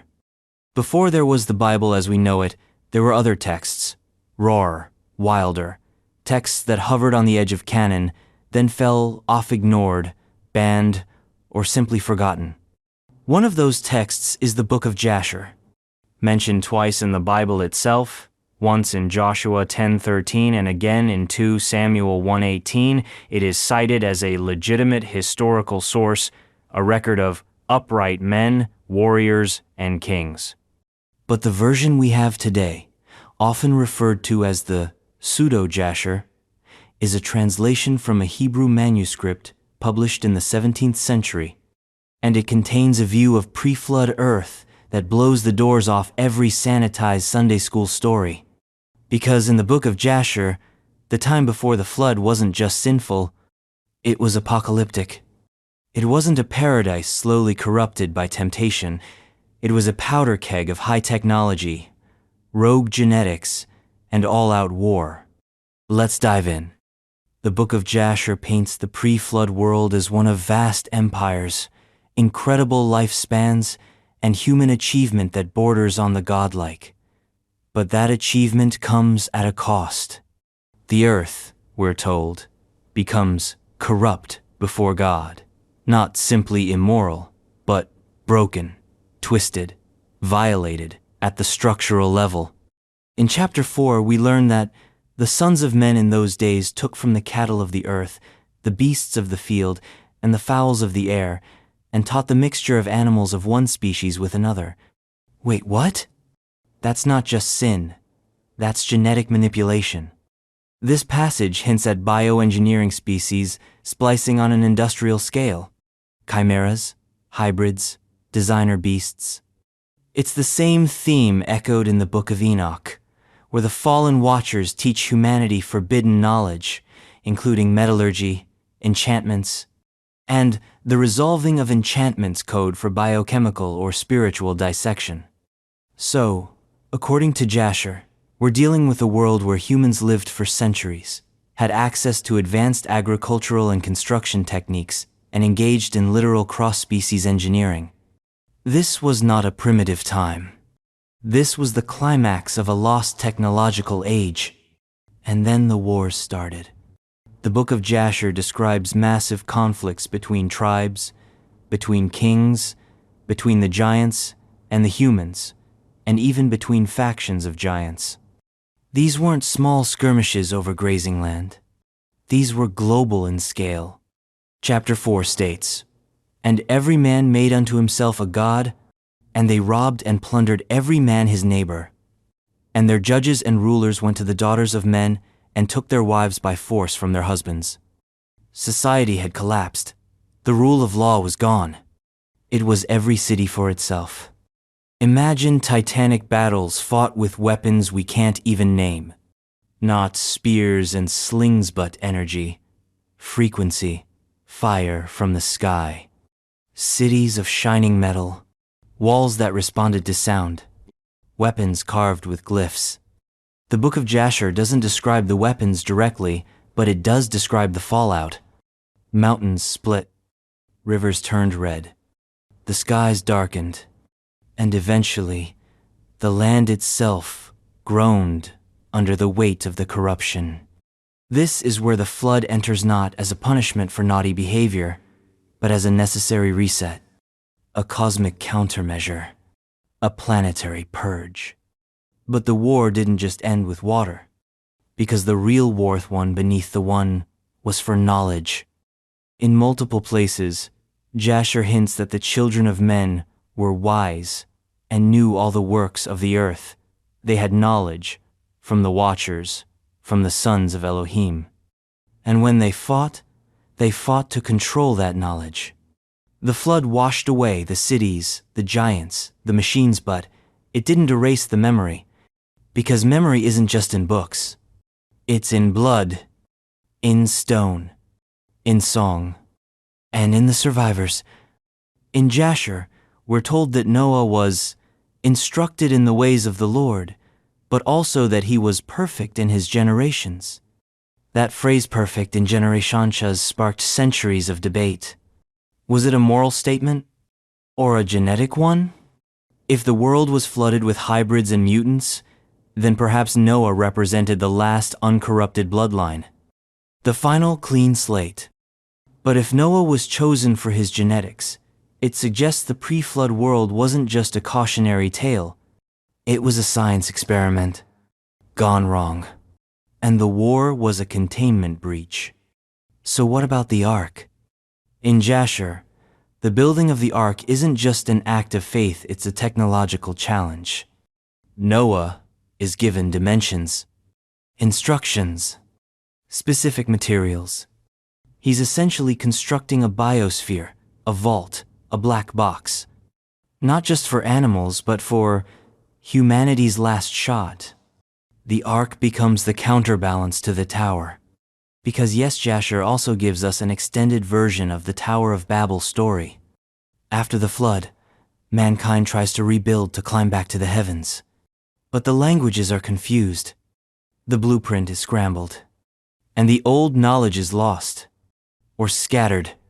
Some believe pieces of that knowledge still exist in ancient texts, in sacred geometry, in songs passed down through bloodlines, in megaliths buried beneath mountains. Others believe it's in us, dormant, encoded in our DNA, waiting to be activated. Because here's the kicker. The Book of Jasher isn't alone in its claims. Across the ancient world, there are whispers of pre-flood war. In the Mahabharata epic, nuclear-scale battles fought with celestial weapons. In Sumerian myth, Enlil floods the earth to stop the Anunnaki human hybrids. In Norse legend, the gods and giants wage Ragnarok, ending in fire and flood. Even in Native American Loreski people, Star Brothers, and great wars that shattered the earth. Different languages, same pattern, same war, same flood. So what was really being fought over?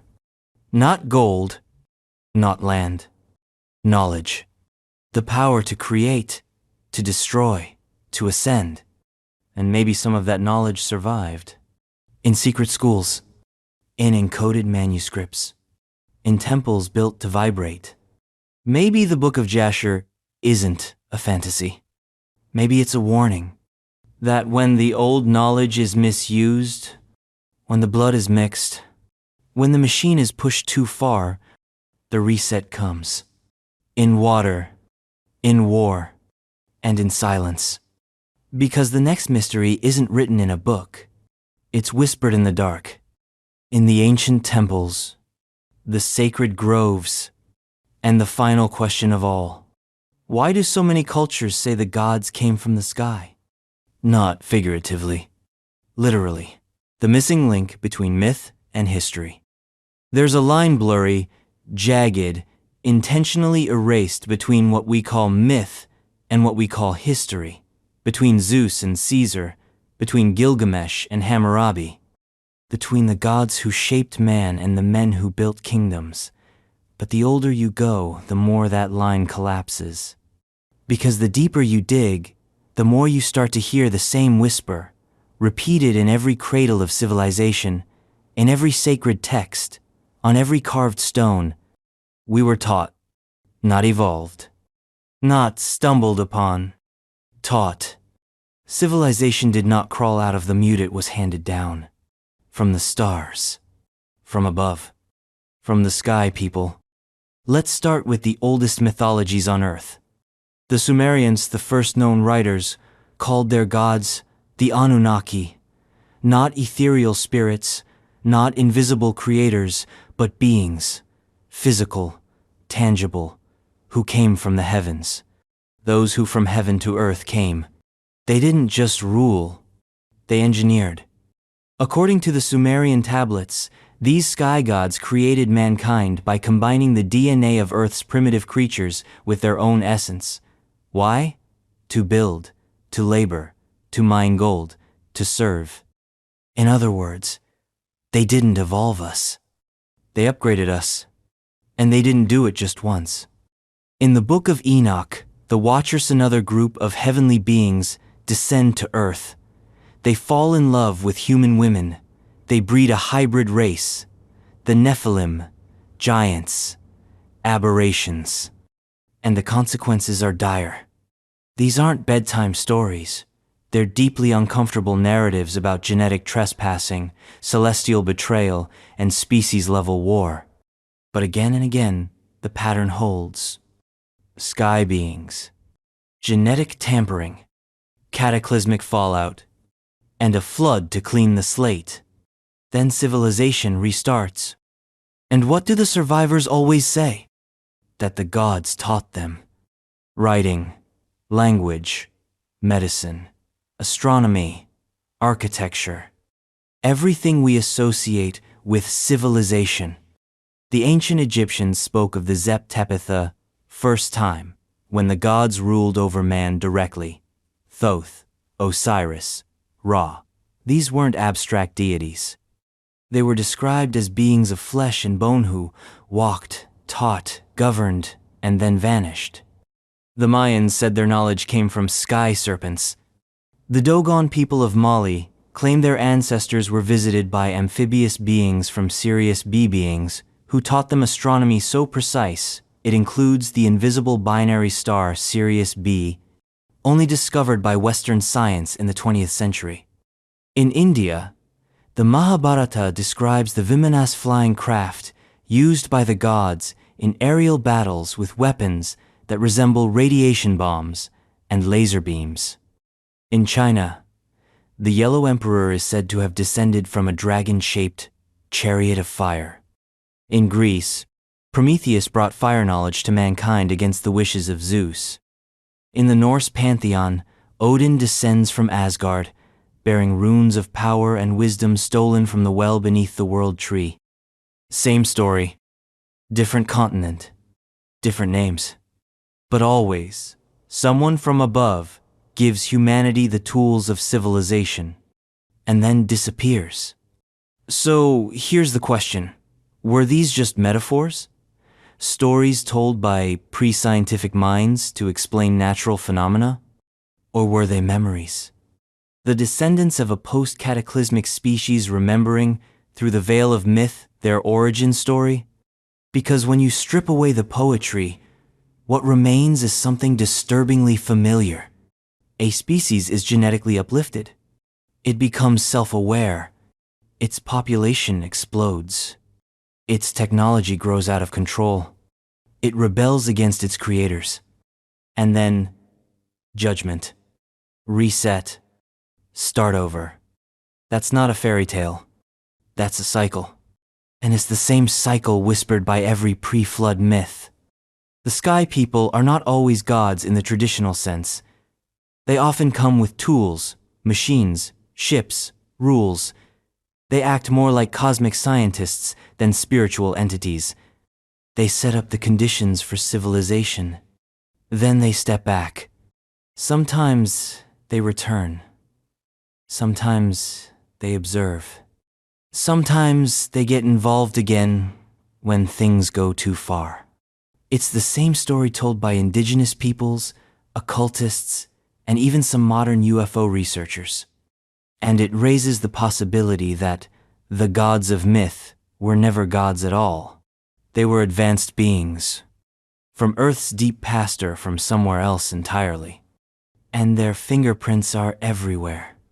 In the genetic anomalies in human evolution, in the megaliths that baffle modern engineers, in the flood myths that speak of a failed experiment, and in the mysteries we still can't explain.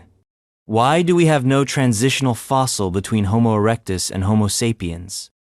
Why do so many ancient texts insist that the stars are not distant but reachable? Why did nearly every ancient temple align perfectly with celestial events? Why did every first civilization emerge fully formed with writing, math, and law rather than slowly evolving? Because maybe we didn't rise from chaos. Maybe we fell from grace. Maybe we've done this before. And the missing link isn't in our bones.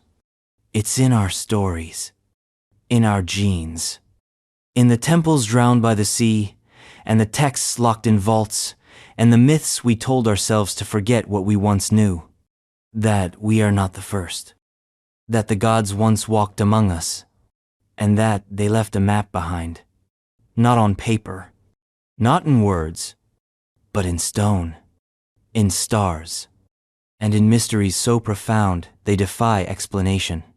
So, if you want to find the truth, don't just look at what's above. Look at what's below. The flood didn't erase everything. It left reminders, breadcrumbs.